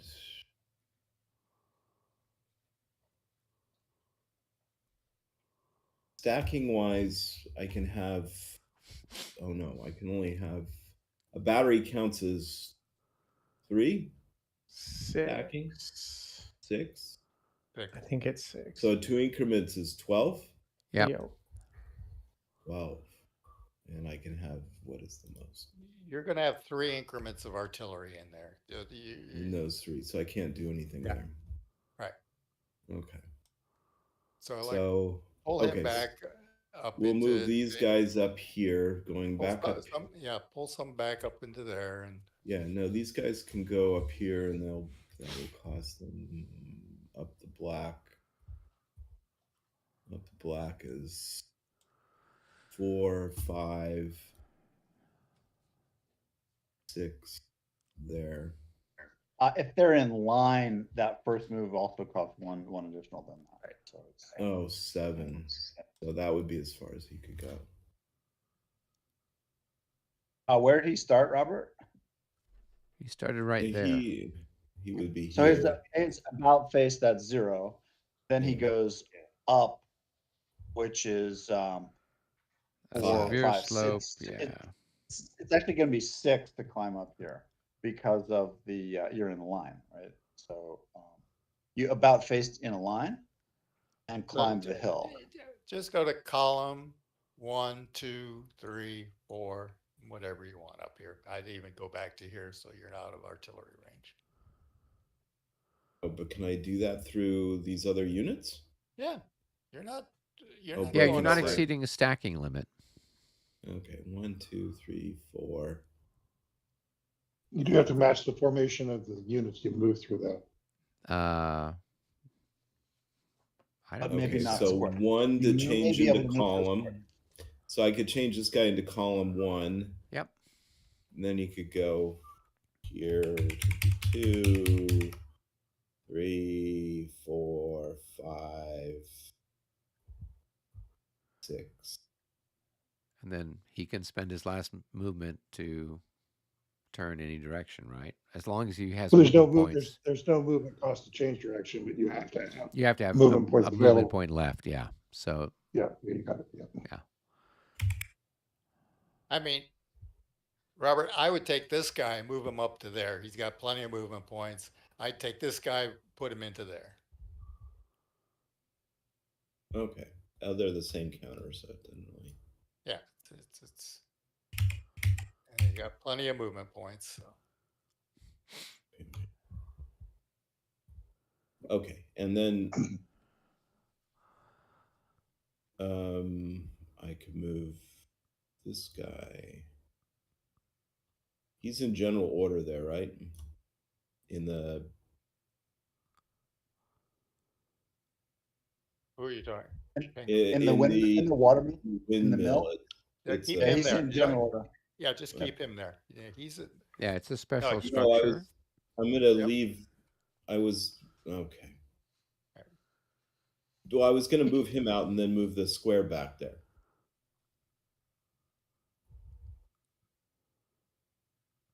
Oh, yeah, you could do that. Hopefully, yeah. If I You pass could one around. conceivably move the guy out of the mill forward into the orchard into a line, then he would engage the skirmisher with a line firepower. and then you could fade the square back into the mill. Oh, that's a good idea. And what is I would have enough movement for that. Okay, let's do that then. The orchard costs you 2. The stream costs a Voina That's- stream, so it costs you like 1, I think. 1, so be that would be doable. Yep. And Okay. then you come out of general order into a line, so you're. And then these guys have to make a morale check. Is there a detriment to being in square to make a morale No, there check? actually is there's a positive for plus, being plus square. 3? Oh, in square Usually they it's get +6. Okay, so if I make that morale check, and you just then move into the right, special and then the structure. square falls off, Yep. and then they get 1 shot. Okay, so I'll make a morale check. They're happy. And they'll go here, and then you'll get a shot. Just see if it's even worth the trouble. His No. defense is 6. Okay. Now, where was the other? Okay. So then I have, get rid of this. Do you want this 4 somewhere? Well, you move your. Did you move? You you move gotta 2. move You your- move 2. You Oh, move so 2. so hang on, guys. Just real quick, you can't move from square into general order terrain. It says because it says here for maneuver, squares may not move into hexes containing terrain that prohibits a unit from forming square within them. So you just would take 2 shots, one coming out of square and then one moving. He out. backs up to here and then he goes in. Yeah. So, okay, that's fine. Oh, okay, whatever. Knock yourself out. Take another shot. No, he just only got 1. You move back. It's 1 into shot. there. Yeah. Oh, it would still be the same. Oh, and then I would go out of square here and then move. Okay. Yeah. Yep. Yeah. That works. Okay. But that's in my range of 2, right? Don't I get a? Oh, but that's not. That's No, that's it's right. only opportunity fire is only stuff that's happening adjacent to you. Exactly. I apologize. Okay. So then I have these guns here from the 4th, which I'll move 1, 2, and unlimber them here. And you want them faced this way? Whoops. Dave, like this? Yep. It does either. Yeah, that's fine. Yep. Okay. So those are part of the 14th guns. And I think there's nothing there. You might want to move your commander for the corps command or your division commander to that square. 1, 2, 3. 3. Okay.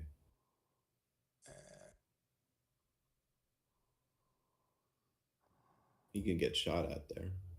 He's by himself. Oh, but if he's by himself. Yeah. Yeah, I'll leave him by himself. Okay. Unless that's a key Ridley component here. Scott. Unless Ridley Scott There is you doing go. it, in which case we're set. All right. And then the other guys here, they just won't move because the light artillery.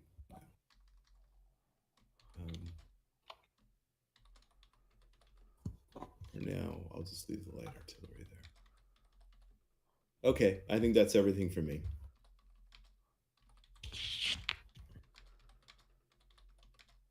Where are the other? Oh, no. Hold on 1 second before I say that. Somebody can pull the next cup regardless. Sure.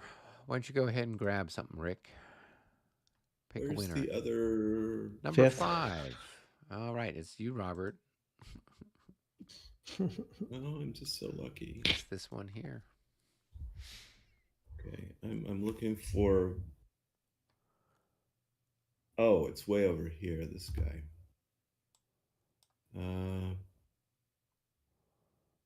he can Robert, I go have a little 4. quick question for you. Yeah. You have that green Italian 12-pounder battery that's like just behind the one that just unlimbered. Yeah. Did you want to move it also? Like it could be assigned downward into the 14th division that was moving, and then it could move with it, same as the one that just did. You get two I batteries. think I think that's part of the. That's the guard. That's part of the Is he guard, right? Wait a minute. He may be. So he's just. I- It looks like he's just core. He's a core asset. Yeah, let's Core move ass. both. Yeah. Yeah, let's move both the He's a core core assets. asset. Yeah. I thought these guys were all associated with the guard, the green ones. Nope. If you look at the Yeah, if you're looking at the organizational display chart, there's a bunch of guns that are part of the core, and so those green jacketed guys are the guys with the little the one factor, the one increment guys. They are part of the guard, but those 2-5 ones, they're part of the they're core assets. So you could just assign that to the 14th. Oh, I see they are. Oh, Yeah. but they say on the organization chart they say Italian. That's why I was thinking they were.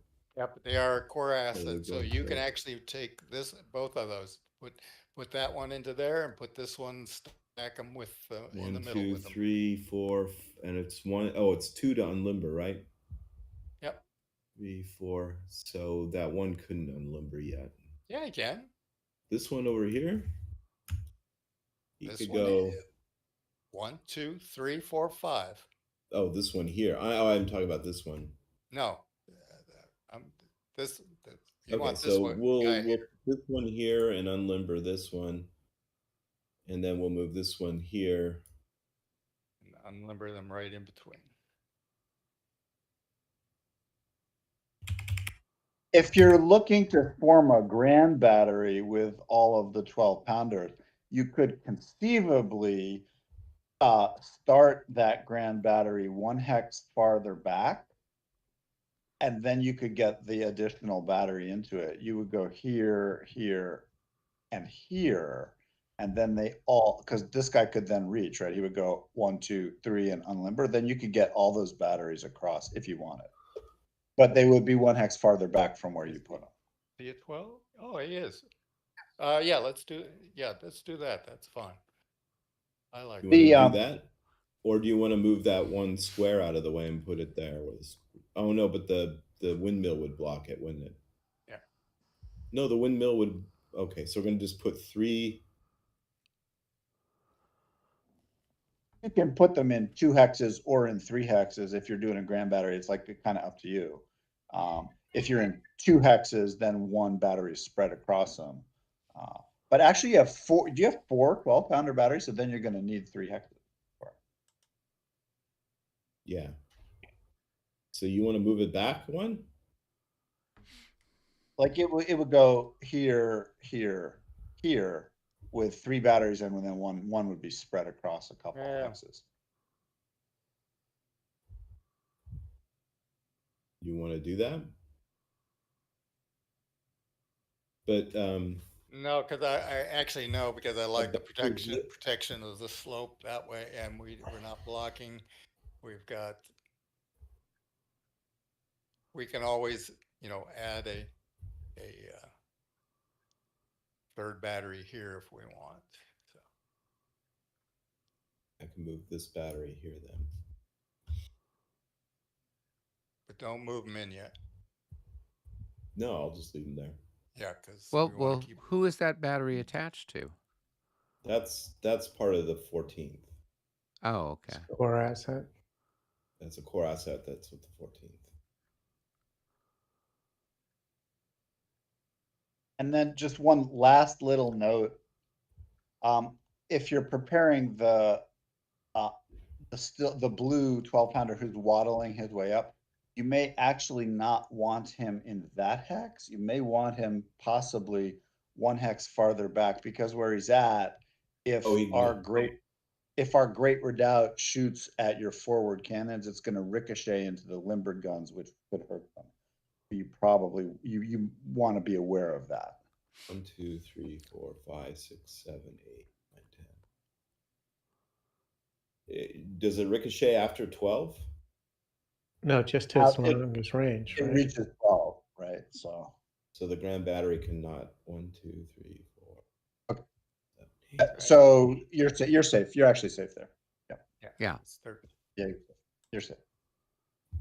It's just the concept of being aware when the limbered guns are moving around, they are somewhat vulnerable to counter battery before they unlimber. Okay. Okay.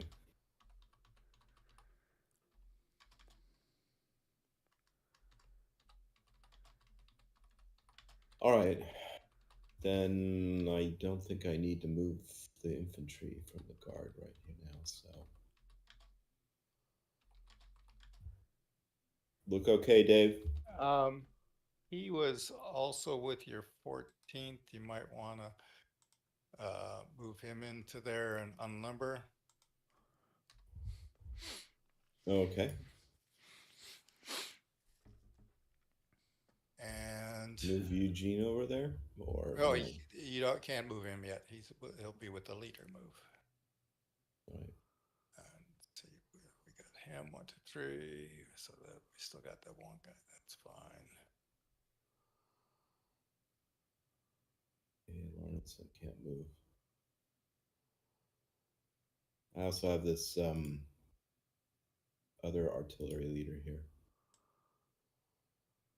4th Corps are a reserve artillery guy. And this is part of your 14th, and he was getting hit up there. He got hit, right? Yeah. You might want to move him down the hill.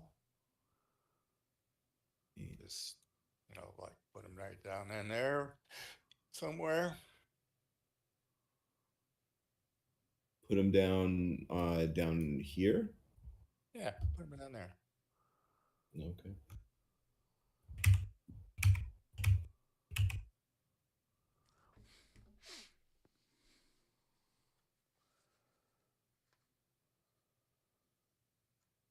All right. And then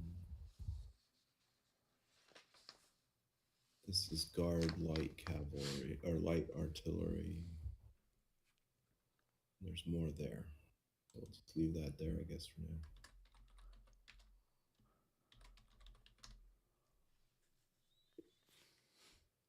now. Okay. Does it look okay now? For the 14th, yep. Now for the, what do we The want to do? Yeah, now you're doing your guard. So I got a bunch of infantry. I got some other artillery, but there's not really much room for it. Unless I could stack. Oh. Well, put one in here. We needed to move the guy out of here. The infantry out of there. Go ahead and do it. Move him out. The infantry? Yeah, because you'll be overstacked if you move that one. I would say we probably are close to a 50-50 split on the transscrotal cream versus injections.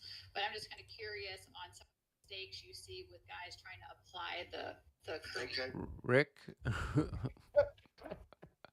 Okay.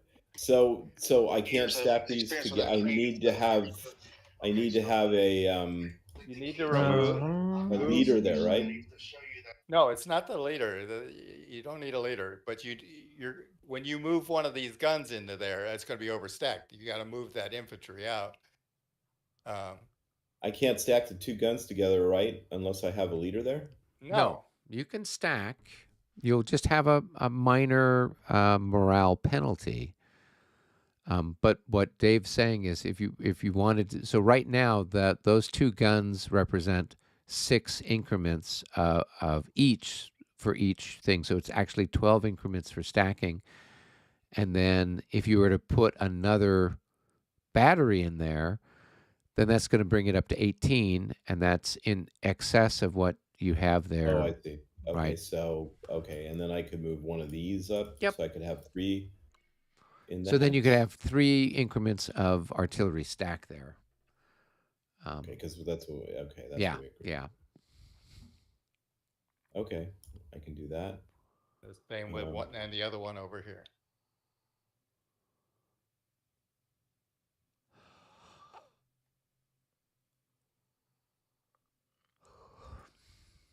Okay.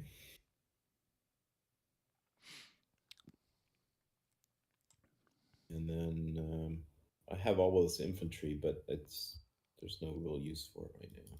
Oh wait, these guys can't. Here. Around the Basically, you want to be able, you know what Brennan was talking about with the checkerboard and stuff like that. You want to get your infantry organized behind in a checkerboard. behind in a checkerboard? Yep. You want Oh. you want spaces between them so that if you do an assault or something like that, they can move up through it. Or if units route, they'll And if units have route, a yeah. path that's where they're not going to be going over the top of everybody. Well, everything's kind of in a. It's like a. Well, anyways, there's not a lot of room to. You can double stack stuff, Rob. Yeah. So you could. I thought you. You're okay, not. I've been under the impression you can't stack stuff. No, No. that's a 5th edition one where you need a leader to create a stack. In this one, you could have up to 18 increments stacked in a single hex. You're going to suffer a potential morale if you have to make a morale check with that. Then, and there's not a leader there. Well, then you're going to have like a -3 on the die roll, or maybe a -6 on the die roll, or something like that. Yeah, it's -3 for each additional unit. Yeah. So it's not the end of the universe. Okay. Then oh wait, no, he's too far away for that, so he can't. He can be here. 2, 3. Okay. 1, 2, 3. 1, 2, 3. 1, 2, 3. And the cavalry can. I just keep them in reserve back there. Okay.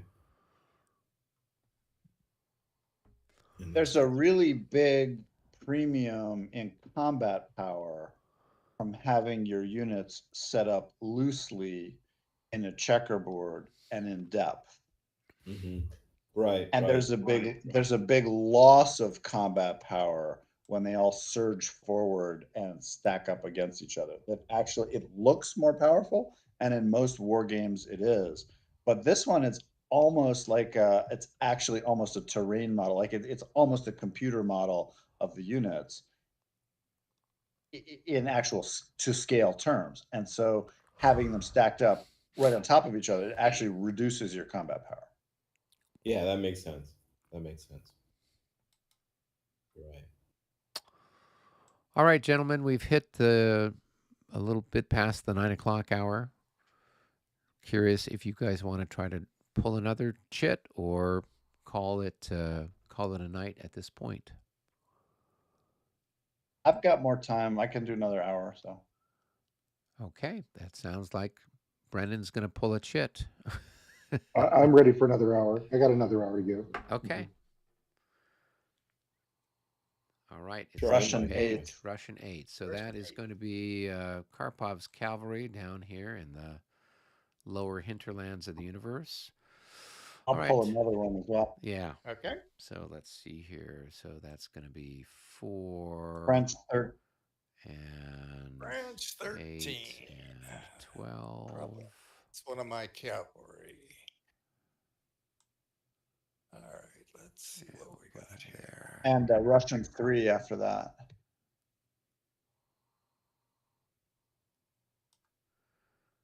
All right. Actually, this guy had 2, 4, 6, 16 that way.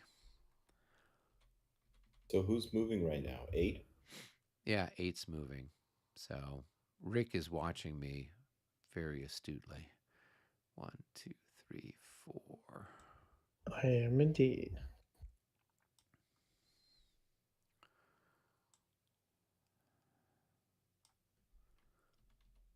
There Oh, we I go. should- All right.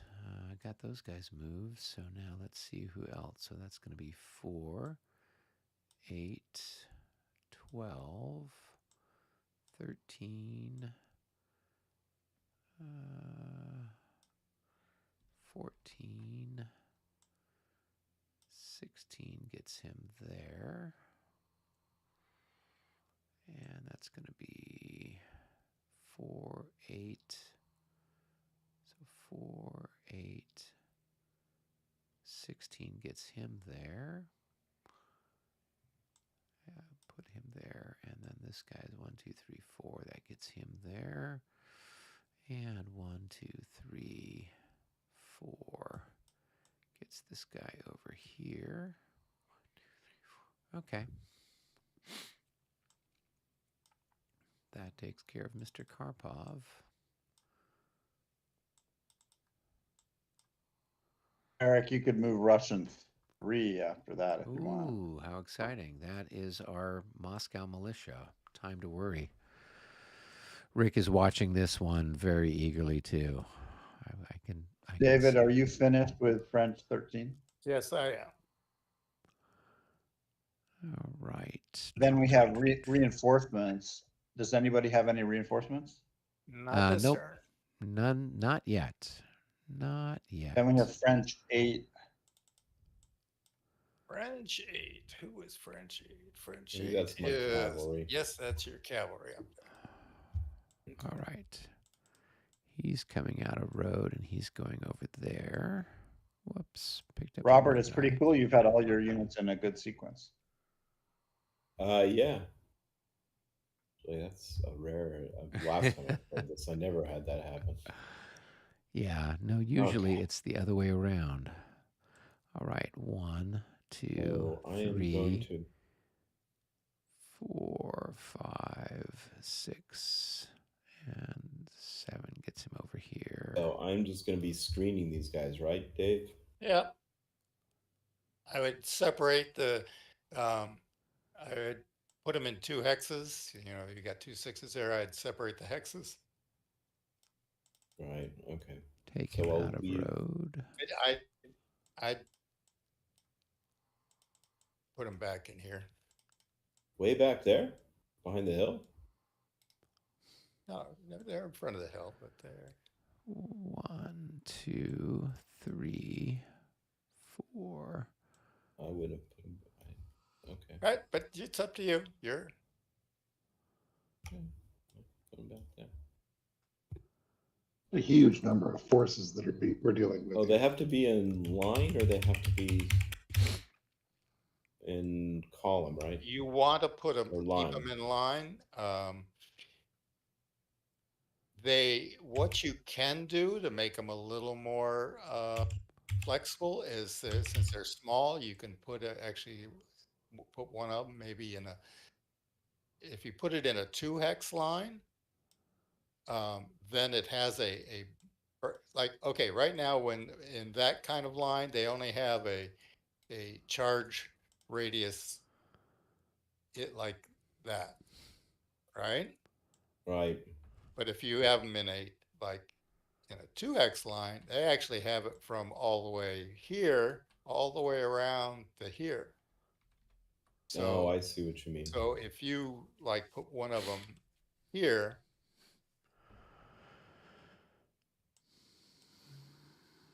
then they have a much larger In that direction. Okay. right, and Okay, and then put this one back here like this. I can't put them on the hill too at the same time, or yeah. That's a gentle slope, and you could take Or you I could could occupy do- 2 horses. or I could do this. Yep. Okay. Robert, when in Regs 30, when light cavalry is maneuvering and deploying on wide open far flanks like this, that's a lot of times when you'll use those multi-hex formations because they have so much more width of their reaction zone. Right. So they can actually. So you're saying they can react basically all through these. Yep. So they have a 5 hex from, so 1, 2, 3. They have a reaction zone from here. That the first one. Mm. Well, they couldn't react because this hill is in the way. They can't see. They doesn't matter. They've got outright. The way they explain it is they have outriders that are looking over hills and that type of thing. You don't have to have line of sight for it. Oh, okay. It just has to be in their charge range. Okay. All right. Well, that makes you right. That makes a lot of sense then to do that. Oh, this is so much. Okay. That's one of the, like, Regs 30 is its own thing. It's a little bit drier and more regimented than maybe Premiere or the 5th edition. But if you commit yourself to using it, it has all these pretty cool, very usable features to it. And that's an example. You're right. This is. I find the action to be riveting, even though the pace is slower. Yep. Definitely. And our pace will pick up as everybody gets familiar with it. The pace will get pretty fast, actually. Oh yeah, I mean, getting familiar with the who's who in this battlefield for me. Thank you. I mean, we didn't pick the largest battle in the French battles with the most effective troops, the most artillery, the most core activations. I mean, why try something small when you can just go for the all-you-can-eat buffet? And so this is interesting. This is a Las Vegas buffet. There you go. Okay. That's The right. next, Everything. French 12. That's some cavalry, I think, in the center. French 12. And then we have French 7. French 12. Where is French 12? I see French 11. French 12. Who did I? French 12 is kind of central, near the central. Ah, woods. there he is. Yes. Okay. And then there's French 7 after that. Well, that's Juno. That's some gigantic infantry group in the back. Who's playing French 7? That's mine. You're up. Okay. So we'll start with. So start with your cavalry here. Right. Remember, go to 1, 2, and up 3, through here. 4, 5, 6. And then down. And then after French 7, we'll have artillery. The downhill is around downhill. 1, 2, 3, 4, 5, 6, 7, 8, 9, 10, 11, 12, 13. Oops.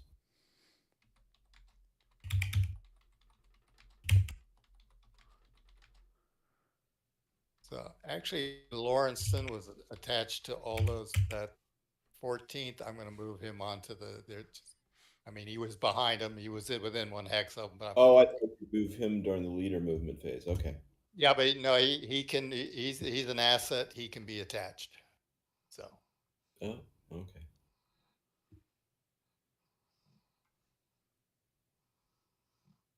That's actually like the intent for how to use them. Like you're supposed to attach them down to the active division. Right. Most of the time. You can make, or maybe you can't, right? Yeah, in this one, there's also a rule that says a grand battery leader can make its own MU, but that's rare. You would do that. Yep. So I actually may be utilizing that at some point here with the.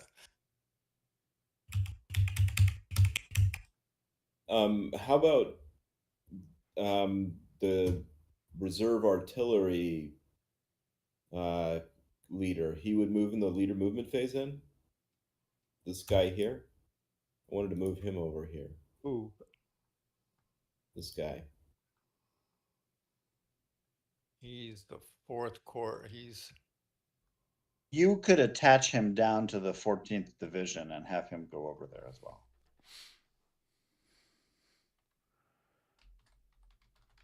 I could. Okay. Oops, not the whole guy.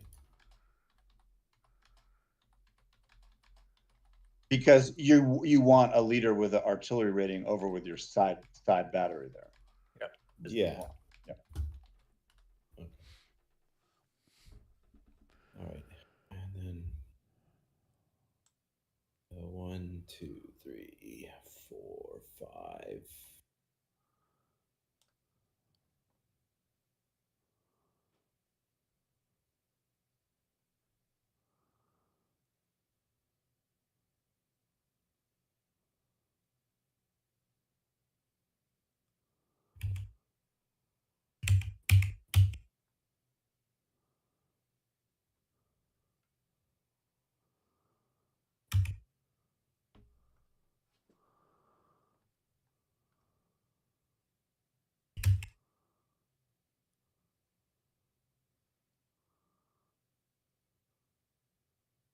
Actually, that'd be here.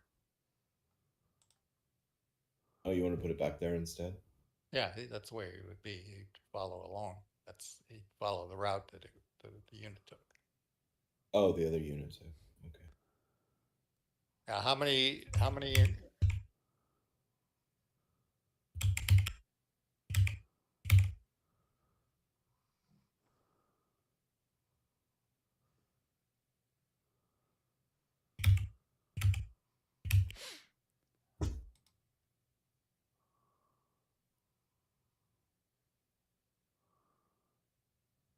6, 7.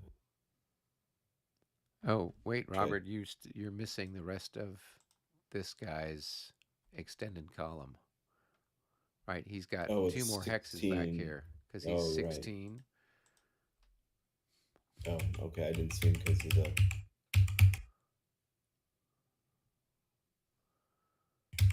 No. Okay. Yeah. All right. So the commander is going to end up here.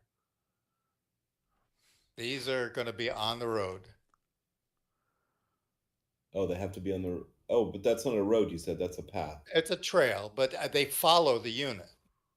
They don't go off to the side. You know, you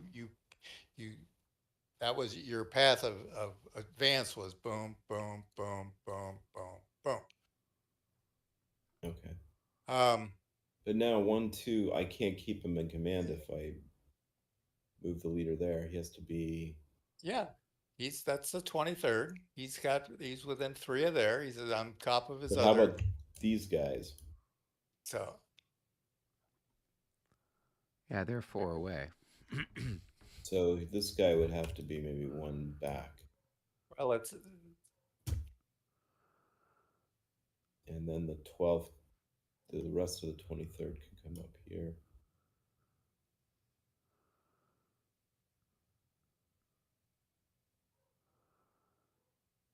all right. The artillery could come up here. Well, the artillery is actually part of the 24th, which is this cavalry. Oh, that's the 24th. Yeah.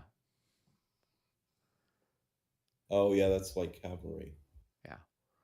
So could I have gotten him 1, 2, 3, 4, 5? We'll figure out where the commander goes at the end. But 6. yeah. Okay. What's down brown artillery? So the trail So that guy. is This would three be 8. 3 movement points gets you. So that would be 8 there for that artillery if it went with the cavalry before.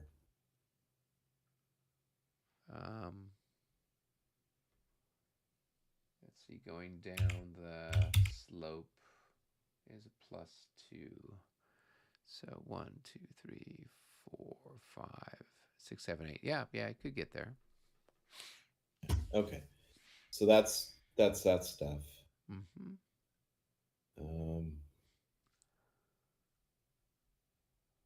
Then let's see. The other stuff, we were going to go the other direction, right? I don't know if this is helpful or not, but you can also use a march column.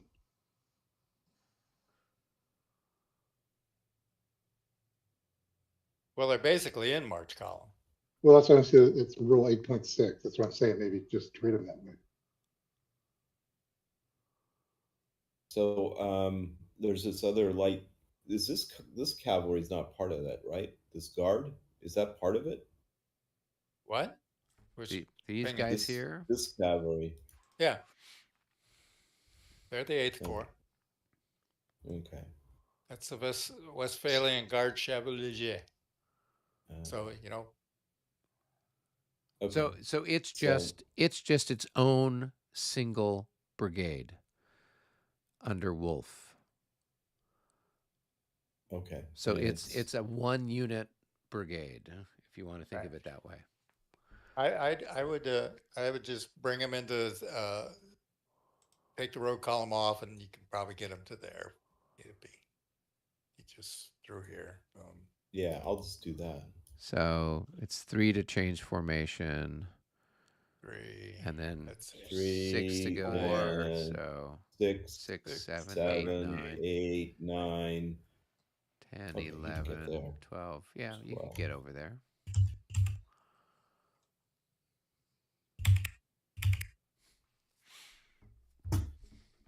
Okay, and then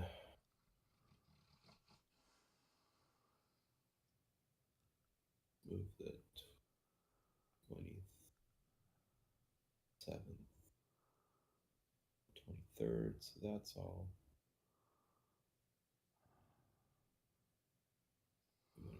Guide 1, 2, 3, 4, 5, 6. And they can't go up the hill, can they? Or it's light brown, right? So they're just in regular. Oh, it doesn't movement, right? doesn't so count. The slopes 7, up 8 and down doesn't for count. infantry don't count. Yeah. Yeah. Down does though. Not for infantry. 6, Oh, not for any infantry. Okay, I apologize. I thought it was. Actually, that would be 8, and that would be 8.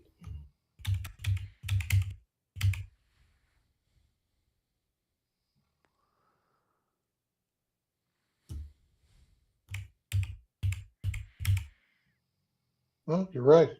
Totally missing it.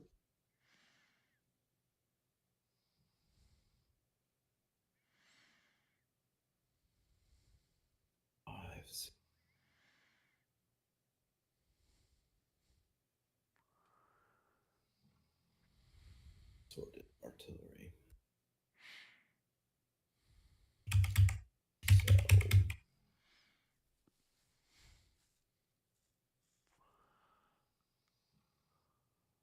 And that's probably as far as artillery can go.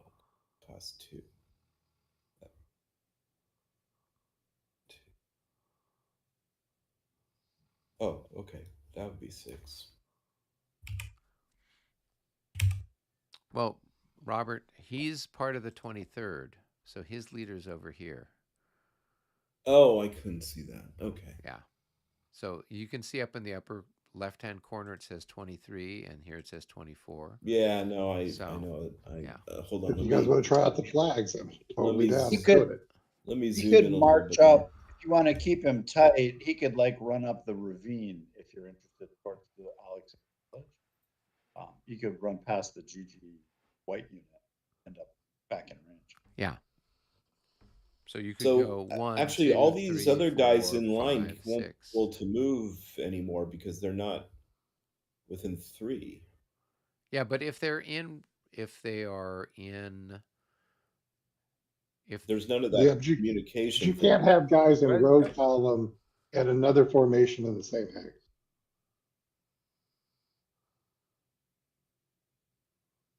So he's supposed to go toward his the artillery commander, right? can go through it. Yeah, but the artillery then can't be in the same hex as other road movement things. Well, from here, You can get that 23 artillery here. You could have before that guy had moved. Oh, before it moved, Yeah, sure. before it Yeah. moved. Yeah.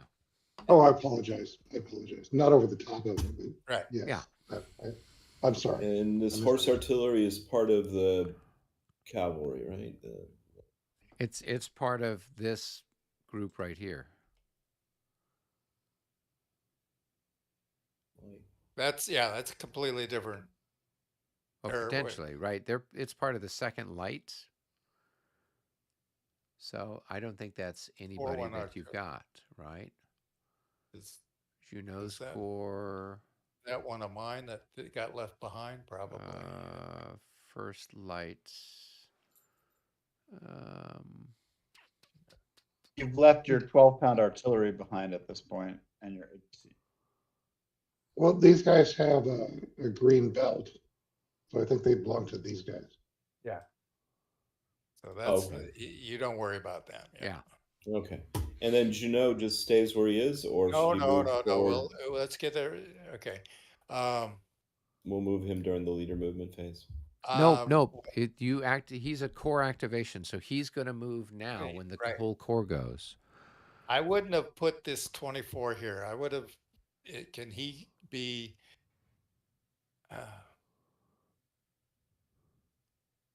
I'd even. This one here, I would go this direction with it and have him behind this gun right here. This car here, where did he start? Let's see where. Yeah, but the thing is that You're gonna be he's okay. he's supposed to be moving toward this guy, right? He's gonna. That's not where he's. This guy's gonna end up like about there. Because he's got to keep this in command, this in command. Why was the 24th guns over here? Because they're moved them there. part of the 24th Cavalry. So you've got the 24th Cavalry Okay. Brigade, and then you've got the 24th Infantry. You know, come on. Should be a piece of cake, right? This is so awesome. Oh, okay. I So love there's how it's not just moving all right, straight. so- This is so all cool. right, so this is yes. So this is yeah. All right. So that's the 20. if you- all right, if so you he's put got that- a 24th. All right. So he's got two different 24s. Yep. Yeah. And it's just coincidence. The fact that the 24th Cavalry Brigade happens to be in the same corps as the 24th Infantry Division, that's just random. It's not because they're connected. Right. What's the guns going up the hill? It's Going up a slope. +2. Yeah. It's +2. Yeah, So it's +2. 3 to go up this. It would be 3 to get to that other hex. So yeah, I can't get to that. 1, 2, 3. Oh yeah, he can get up the hill. So if he's up there, No, because it was No, already... but he started further away. He's already he moved. started Yeah. right down there. 1, 2, 3, 4, 5, 6. Those two guns started right there, there and there. I don't know. I counted. I thought it couldn't make it because it needed 3. And I already had moved 4, so... Nope, yep, exactly right. So they started here and here. The 24 one started that one right there. Okay. So 1, 2, 3. You may 4, want to 5, 6. adjust your leader position to keep it. Yeah, we will, but Oh, okay. That'll be something you do later. Gotcha. yeah, that'll be the last. What, as I said, what you should get this guy out of here. Get him, like, let's see, where did he start? He started.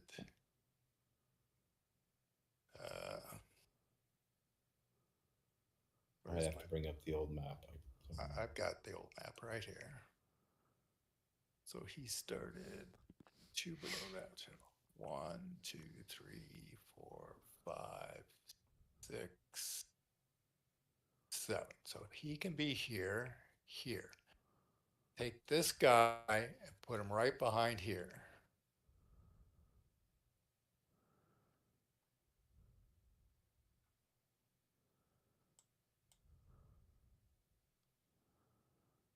And then I got this artillery here.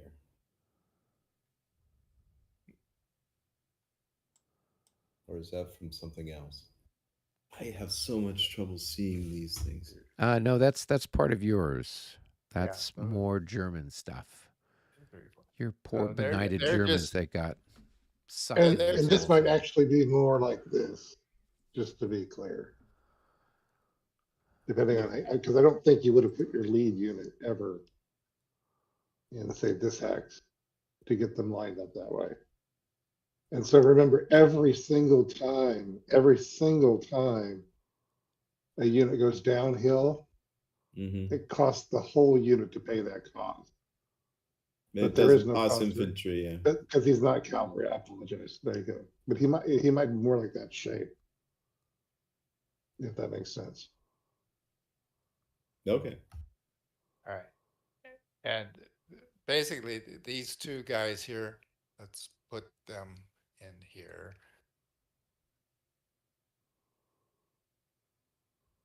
Oops. What you're seeing is a core actually took up a lot of space. What that's taking up half a mile, 8 hexes by 8 hexes square, and it's still pretty dense. Yeah.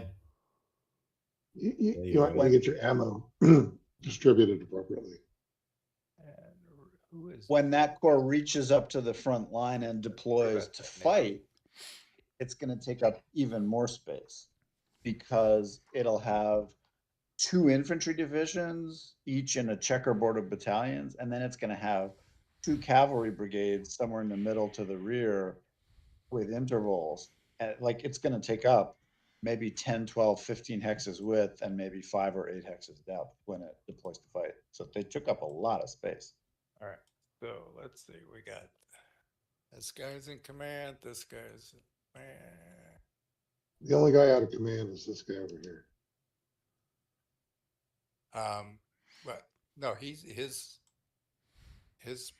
that's his commander. Oh, I see. He's not part of it. We were moving lately. I got you. Right. I apologize. So that the only guy that's out of command is the heavy guns. Yeah. But they're with a ADC. So now we need to move Jeannot so that Jeannot can be right there. He's still, oh yeah, he's easily.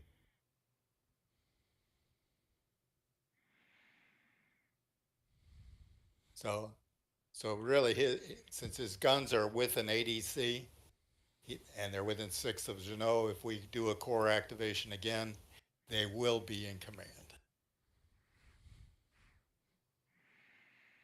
Okay, and he's within 9 of Napoleon. Okay. All right, well, move that division then. All right. Next JIT is the artillery JIT if we're ready. Okay. Wow. Okay. Okay. All right, we got to find a good target for your artillery there, Robert. Yeah, the icon of Smolensk? No, wait.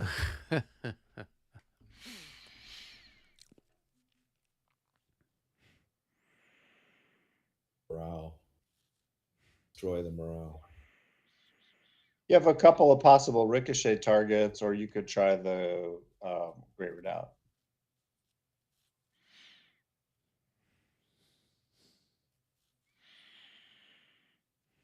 Via ricochet, though, right? So these guys are down in a ravine. I can't shoot at them. Right. So it'd have to be out here. So we got one target would be possibly that. And then ricochet it back. 7, 8, 9. That would be a range of 10. Let's see. Or we could pop this heavy cavalry here.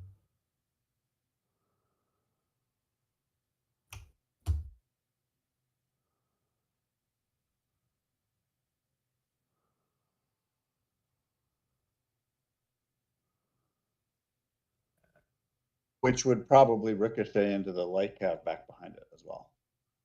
I don't know. Let's see. Yeah, if you draw a line from There's the a tool. center of the hex,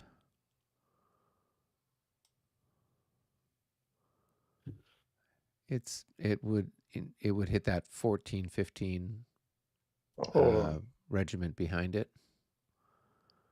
This left wing of the battery probably can't see the heavy cav because of the watermill. Oh yeah, There's you're a line right, of sight. because it's right There's a along line of sight The hex tool side. to use. it's right along the hex side. Yeah.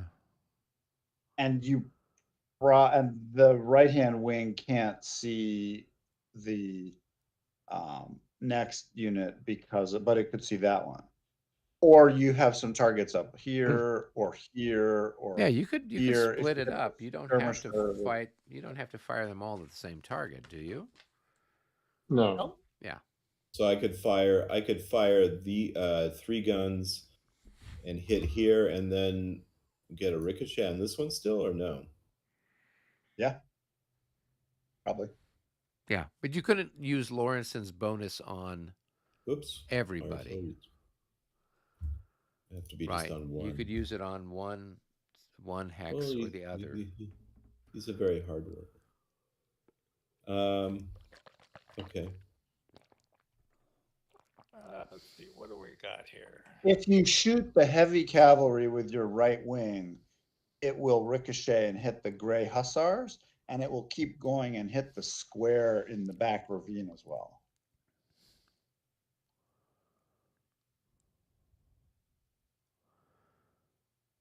Seven, 8, 9. Oh yeah, it's a range of 10. So that would be 22 plus 11. That'd be 33. I think that's probably a good shot. No, where are you getting? No, where are you getting It's that? about 10 firepower. 1, 2, 3, 4, 5, Oh, 6. no, right? It's a range of 6. Range so 6. I'm sorry. Yeah. So you have like 10 to. So you have a 1.5 to 1 shot there, and then a 1.5 to 1 shot there. I mean, Both of the cavalry regiments are large targets, so you'll be getting some Plus density 2. pluses as well. It's actually it's on a table, so it's +3. So Okay. Let's see. Well, actually, with it that. says cavalry in line. Their fire defense is 8. To be a 1-to-1 Brendan, shot. could you click on the map somewhere, Brendan, and because I'm stuck in. There we go. Okay, that was for some reason I was stuck in. So you'd have a 1-to-1 with a plus something, and then another 1-to-1 with a plus something. Eric, when a line target, infantry or cavalry, has 7 increments or more, the fire defense is counted as column. Oh, okay. I was just looking here at the chart. So that's something that's in the reg rules. Yeah, it's typically in most of them. Yeah. Okay. I know it's in Premier because I have to deal with it on a regular basis, but I wasn't sure if it was in this one as well. Brendan, what's the does an artillery, does its size is it multiplied by 6 per increment? No. It's only for stacking.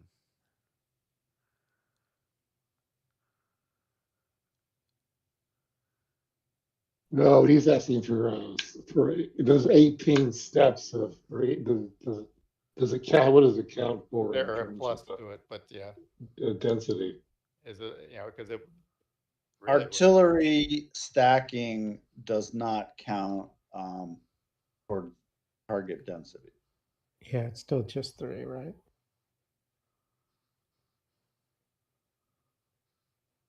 It just counts as 3 increments when you're as a target.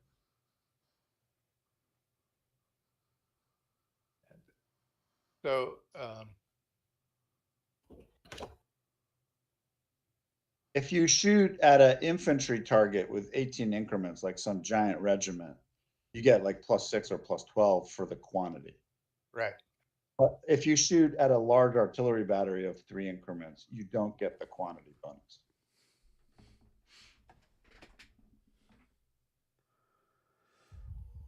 So 3 to 1. So anything. If you shoot at this square right here, you'll get a bounce through into this limbered artillery right there. Both those will be 3 to 1. And the cavalry as well. Yeah.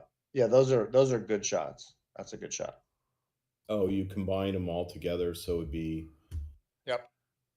14 plus 21 to 6. So it'd be a 3 to 1. How do you get 21? Because 7, you're 7, using 7. all three Oh, of right, those all sets three of guns, them, yeah. right? 7, 7, 7. Okay, 21 to. Okay, well, we can do that one. What's the first ricochet will have a -6 when it hits the dragoon regiment, and then the second ricochet will have a -12. But a plus. But there'll be an upside for the density, right?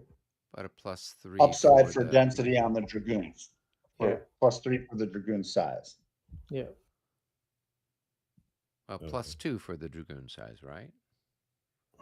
It's odd. It's a step function in Regs 30. It's not a Oh. linear thing.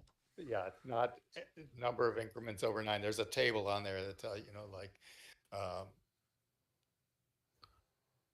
10 through 13 or whatever. Which table is it? It is. I don't see that in the. Oh, table. yeah. So it's on the chart that has the fire chart results. Yes. So in the upper right-hand corner, it's fire defense modifier, or upper left corner. And then if you go 3 down, it's got, for a stack of 10 to 12 increments, it's +3. For a stack of 13 to 15 increments, it's +6. For a stack with 16 to 18 increments, it's +12, etc. Is this in the charts in the game or the charts? No, these are ones that I printed out, so I don't know if they're in the charts with the game or not. Oh, they might be in the. I have the They Battle of might Moscow. be. They would be in the Marie Louise ones. No, It's I don't see them interesting. here. They're not. It's interesting. In the Vassal module, I think the charts were taken from an earlier version of Regs 30. And if Yeah, you but- look on the Regs 30 tab, on the fire chart tab, it's got the fire chart with the odds and the dice rolls and stuff. Right. And then in the lower left, it has the fire chart dice roll modifiers. And in that earlier version of Regs 30, it was +1 per increment over 9. But in the more recent versions, if like we've been playing Ligny, it's actually a step function. So we probably should use the more recent. Yeah, maybe we should update this module too. Yeah. put Well, those these in are there. The these, module, yeah. exactly. And so it is a fire defensive column. It's the fire defensive column, and then because there's like when you hit the cav, it's 11, and that's either +3 or +6 for increments. I don't see that in these charts, so I don't know. Oh, there it is. Yeah. It's in the left. It's in the page 5 of the newer charts. 10 to Well, I 12 only have- increments is +3. The charts I have only have 4 pages. Yeah, so it's page 3 of 4 is where I've I'm got a finding 6. it. I've got a 6-page set of charts. Huh. How exciting. Well, let me make sure I'm not getting something wrong. 1, 2, 3, 4. Mine starts with the fire 5, effects chart. 6. So yeah, if you Nice download the chart. latest charts, you'll see for Regs 30, it will have what you guys are talking about on page 5 of 6. Yep. With the Oh, charts. these are the Battle of Moscow specific ones. No, these are just generic Regs 30 stacking 10 to 12. It's +3, 13, 15. It's +6. Oh, But okay, what's so in Vaso is just old generic Moscovich stuff. Moscow. okay, so we're not using the Moscow charts. No, we're using the Regs 30 charts. Okay. I've been looking at these the whole time. Okay. Me Alright. too. Well, to just be go clear. ahead and roll the dice. If you roll an 11, it doesn't matter. That's so true. Okay, here we go. First shot on the square. It's +3 on that. So that's 36. 41 to 43. So that's a single hit.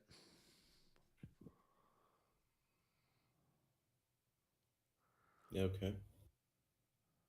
So next roll will be at -3 on the cavalry. With a -3. Yep, Yeah. because it's And what would or the no, it's minus. Excuse me, it's -6 because you're Okay, that's what I was asking. I thought it was a Yeah. -6. Yep. Yeah, but it isn't a +3 for the increments. Yeah, so a net minus. Yeah, that's right. Right. So- And it's a +3 for Lawrenson. No, So- no, he only accounts. He only the first. He doesn't apply to the Yeah. ricochet. Oh, Ricochet, really? yeah. Oh, interesting. Yeah. Okay. That'd be super nasty. Well, that's how we played it in 5th edition. So. Oh, really? Oh, I don't remember that. Thank God. Okay. Well, we'll So have I'll to roll- now. I'll have to check and look. Maybe I misremembered it. All So right. I guess So this go is- ahead and roll with a -3, I guess. Mhm. No, it's canceled out, right? Because the size. Oh, no. No, it's a -6. It's a Six. -6 at a +3. 3. Yeah. So Oh, net is a so -3. -3. Yeah. Just roll your dice. Oh That's my going to gosh. be a hit. That's going to be at 3 to 1. That's 2 hits. Well, now they're not a big target anymore.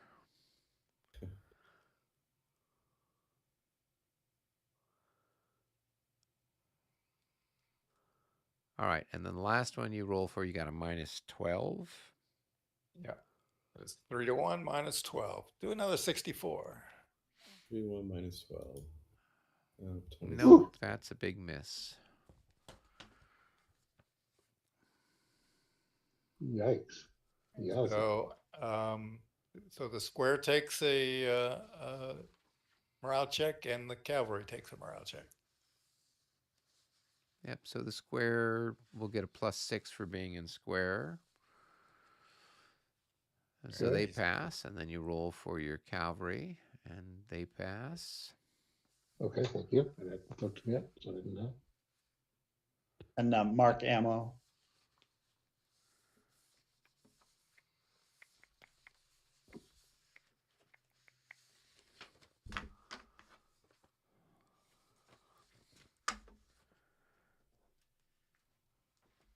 There's that one.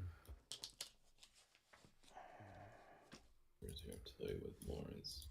All right, do other people have other guns to fire? Oh, we got another shot.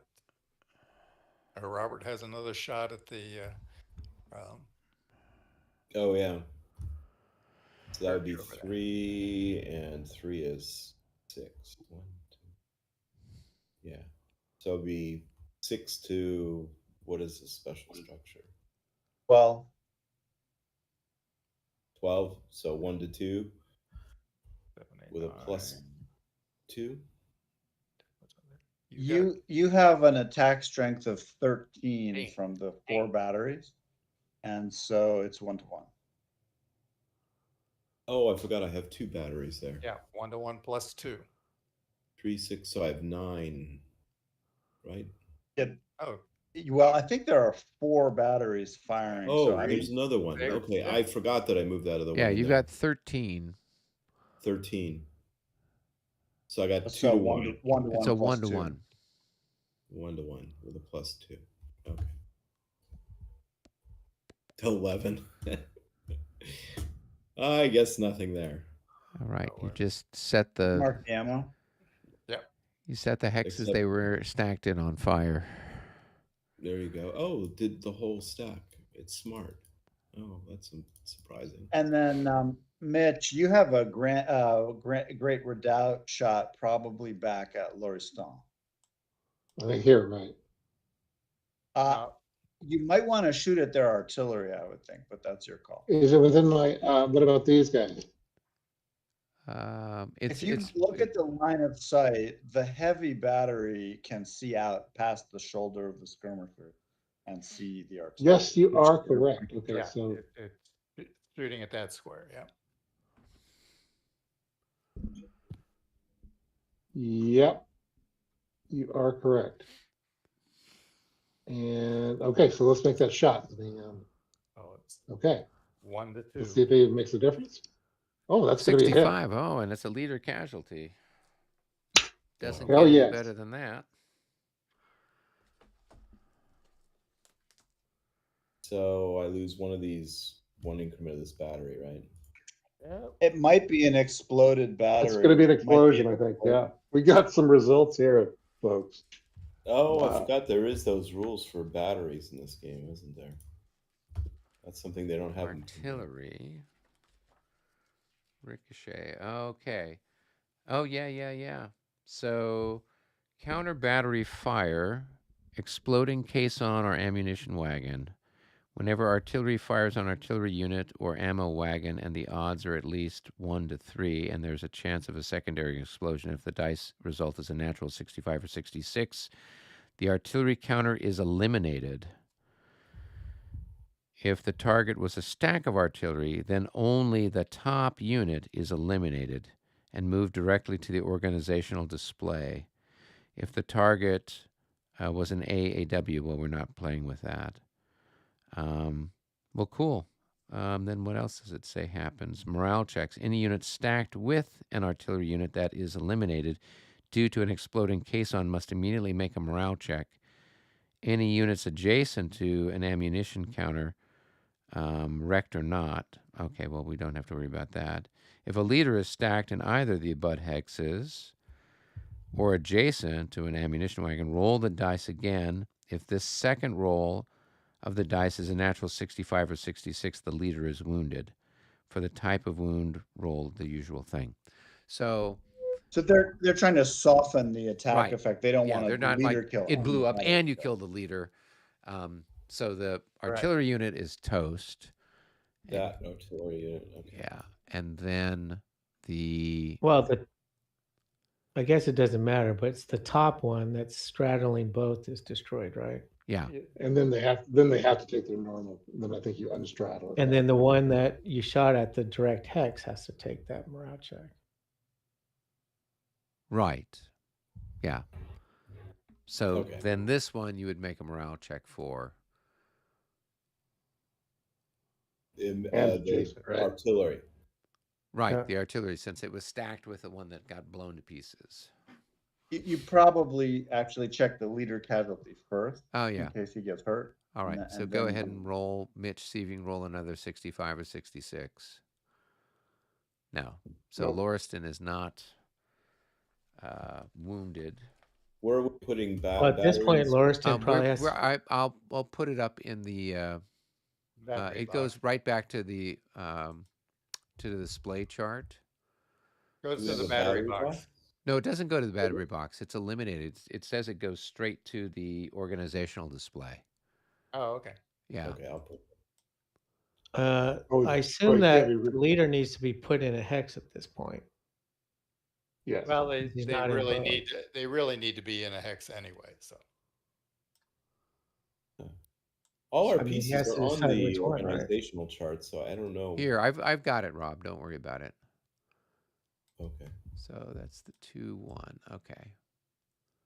All right. So it is been maybe rotate it, dispensed with. Put a note on it. Oh no, I mean it's gone. Nobody's should be fetching it off of there. Okay. Yeah. Cool. All right. Good shot, Mitch. Good way to open the game. That's the way we start things. All right, and then Rob still has to make a morale check for that artillery that's in that hex, I guess. Okay. And some adjacent units need to make some morale checks. fine. Well, the adjacent ones is if it was an ammunition. wagon, Oh, okay. right? So if it's just the artillery that blows up, then anything that's stacked with the artillery has to make the morale check. If it was an ammunition wagon, if we were playing with ammunition wagons, then stuff that's adjacent would make a morale check. Okay. Well, then the question is, should the other unit take it because in fact you were stacked with both those units, right? 1 and 1. I think that's Let's not fair. make things needlessly complicated. Right. Oh, it's up to you guys. I'm just. Yeah. No. No, he took a morale check. Yeah, it's all good. There'll be plenty of morale checks happening around here. Okay. All right, we have some more guns to fire.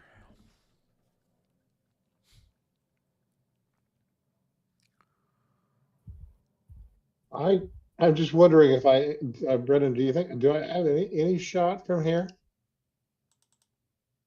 Or it's just, No. it's all You can't south of shoot that through axis. number Yeah, one, so you I- can't shoot your yeah. skirmisher. Number two, your range only extends out to the brush there, like it doesn't shoot that far. Yeah. So that's the That shot I white got. battery, that little battery there, it's designed to knock out infantry coming, and it's only supposed to shoot after they show up on top of the plateau. And we got nobody out here to shoot at anymore. So that's been, they've given up on their little jab at us over here. Yeah, we'll see how it develops, but for now, that's like that. Yep. Yeah. Okay. I think that's the only shot we got, isn't it? This guy he's totally closed, He's screened until the cavalry clears out of the way. which did not take a shot, thankfully, but the others did. Do we want to do another chit, or do we want to wrap up? You know, guys, I'd be more than happy to wrap up. I have to get up very early. I'm spending about let's see, at least 10 hours teaching kids fencing and history, and so I'm a little frazzled. What? So, yeah, I'm sorry. I know. Eric's frazzled. I'm frazzled. So, well, and it was our first day back, and so I'm trying to teach the kids how to play. Do you guys ever play the old Avalon Hill Origins of the Second World War? Like this was printed back in the 70s. I've never played it, but I've seen it. Yeah. Yeah, yeah. So I've got them playing that, and so it was like pure mayhem. I get the game out, and they're just like, woo, and they're all crazy. And I got 3 tables worth of kids playing this. And so trying to explain the rules to them, and they're all, trying to get all the counters out, and they're talking about stuff. And so I will have to try to just have my whistle and a baton or electric cattle prod to slow them down tomorrow when we play. Eric, what a wonderful knowledge base for the kids, though, because I mean the 1970s games had so much thought and research put into them, and the pace is moderate compared to a computer game where it's like click, click, click. You have to think about what were the origins of World War II and why did the different countries live or decide the way they did. It's really great. Yeah, so we'll see. I think we're going to play this for the rest of the week, because even if they get through the game, playing it a second time, I think they'll be better at it. So today we just kind of put the pieces down and kind of went through maybe 2 turns, and so then tomorrow, hopefully they'll be able to make some more progress and have a better understanding of how it works. And then, of course, they get a little lecture in history for about 10 minutes each period, and then we spend the rest of the time kind of playing the game. And then I've got some copies of Naval War coming, Robert. You should appreciate that. Ooh, okay. So we're going to be playing Naval War. So we'll probably be doing that next week. And then I've got a game called Quartermaster General, which is kind of dealing with supply, like tracing your supply lines to your lines and stuff like that, and whatnot. So we've got that one to do. And then there's one called Blitzkrieg World War II in 20 Minutes, which is a cool game. And they'll probably play that in the last week of the camp. So that should keep everybody busy. Plus, I'll be bringing in like here's Case White, here's the invasion of Poland, and here every hex represents, I can't remember what the size is on those GDW games. And then I'm like, and here's the Third Reich.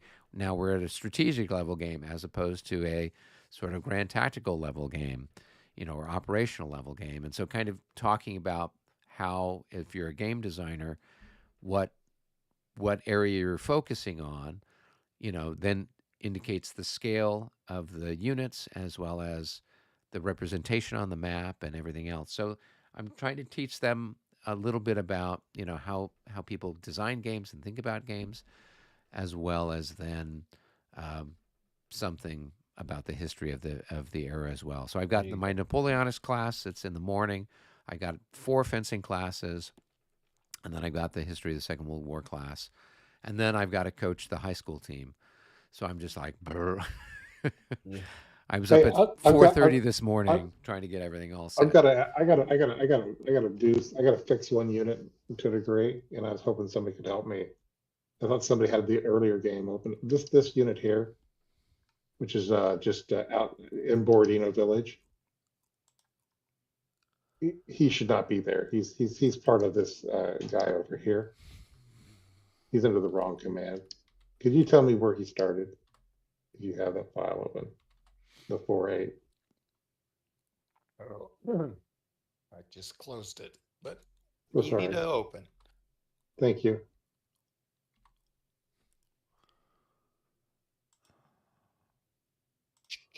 And then before we completely wrap, could we take coalition 2 minutes down in the coalition headquarters? Sure. I can do that. Yeah.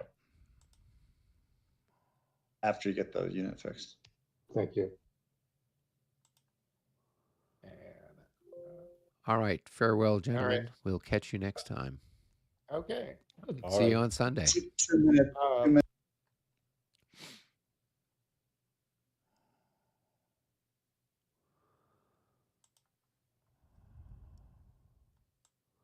All right. Brennan? Do we want to wait for Mitch? Oh, yeah. I didn't have Discord up, so I couldn't see if he was there or not. He's trying to move stuff around. Oh, yeah. Yeah, trying to keep track of stuff is tough because you're trying to recognize a white pair of pants versus a slightly gray pair of pants. We'll get it figured out after a few more weeks worth of playing. But to start with, it's very complicated. Yeah.